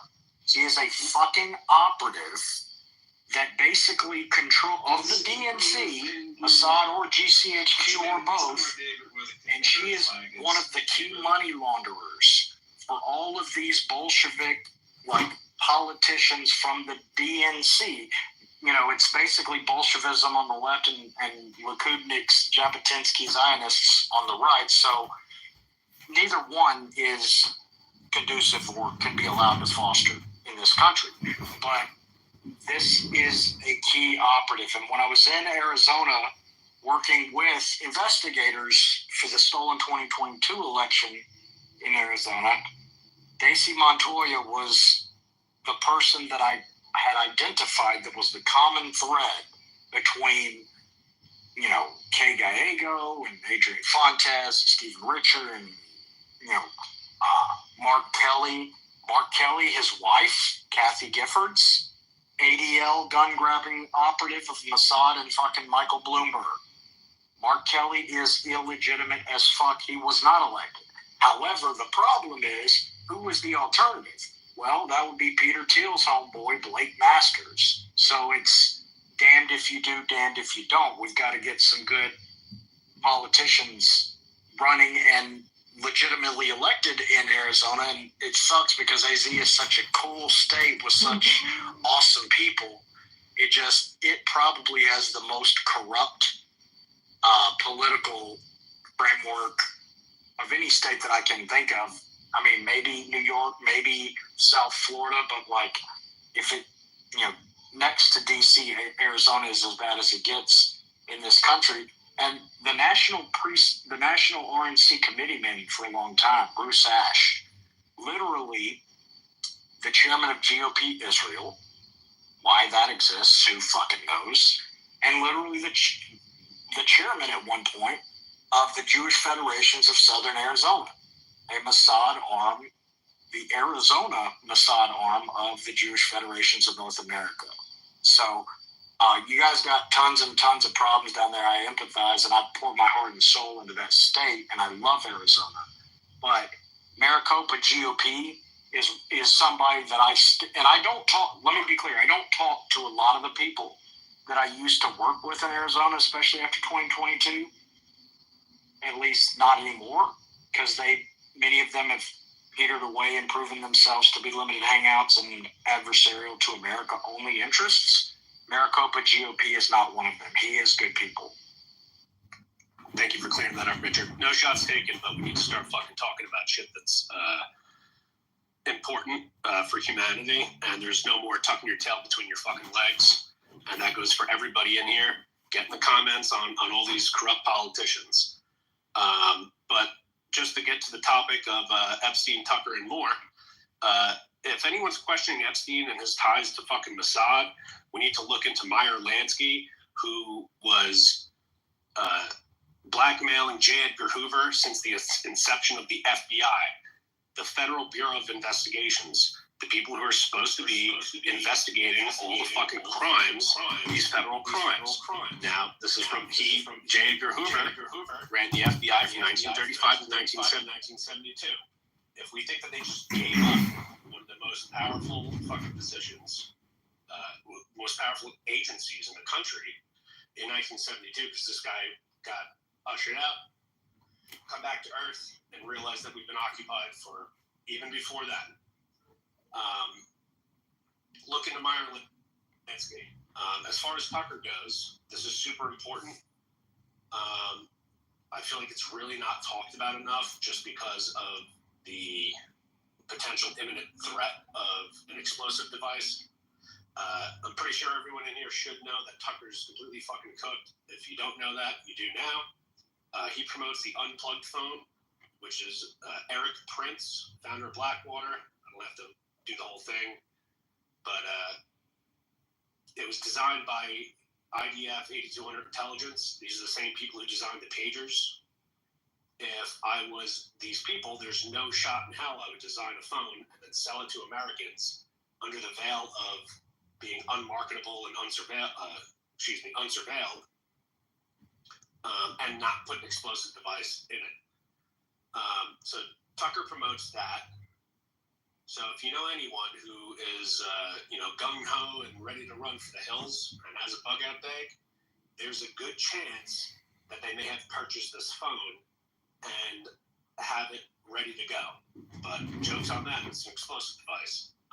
Speaking of Arizona, I've tried to go to Jerry Sheridan, the new sheriff in Maricopa, in Arizona, and I've tried 3 times going there to try and set up a meeting. I've gotten no phone calls back, nothing. As far as I'm concerned, Maricopa Sheriff's Department is compromised. I'm trying to get the EOD to inspect this phone because I fucking spent $1,000 and bought this thing because it would be a great smoking gun. But Tucker also promotes Levels, which is a company by Casey Means. If you guys have heard about the seed oils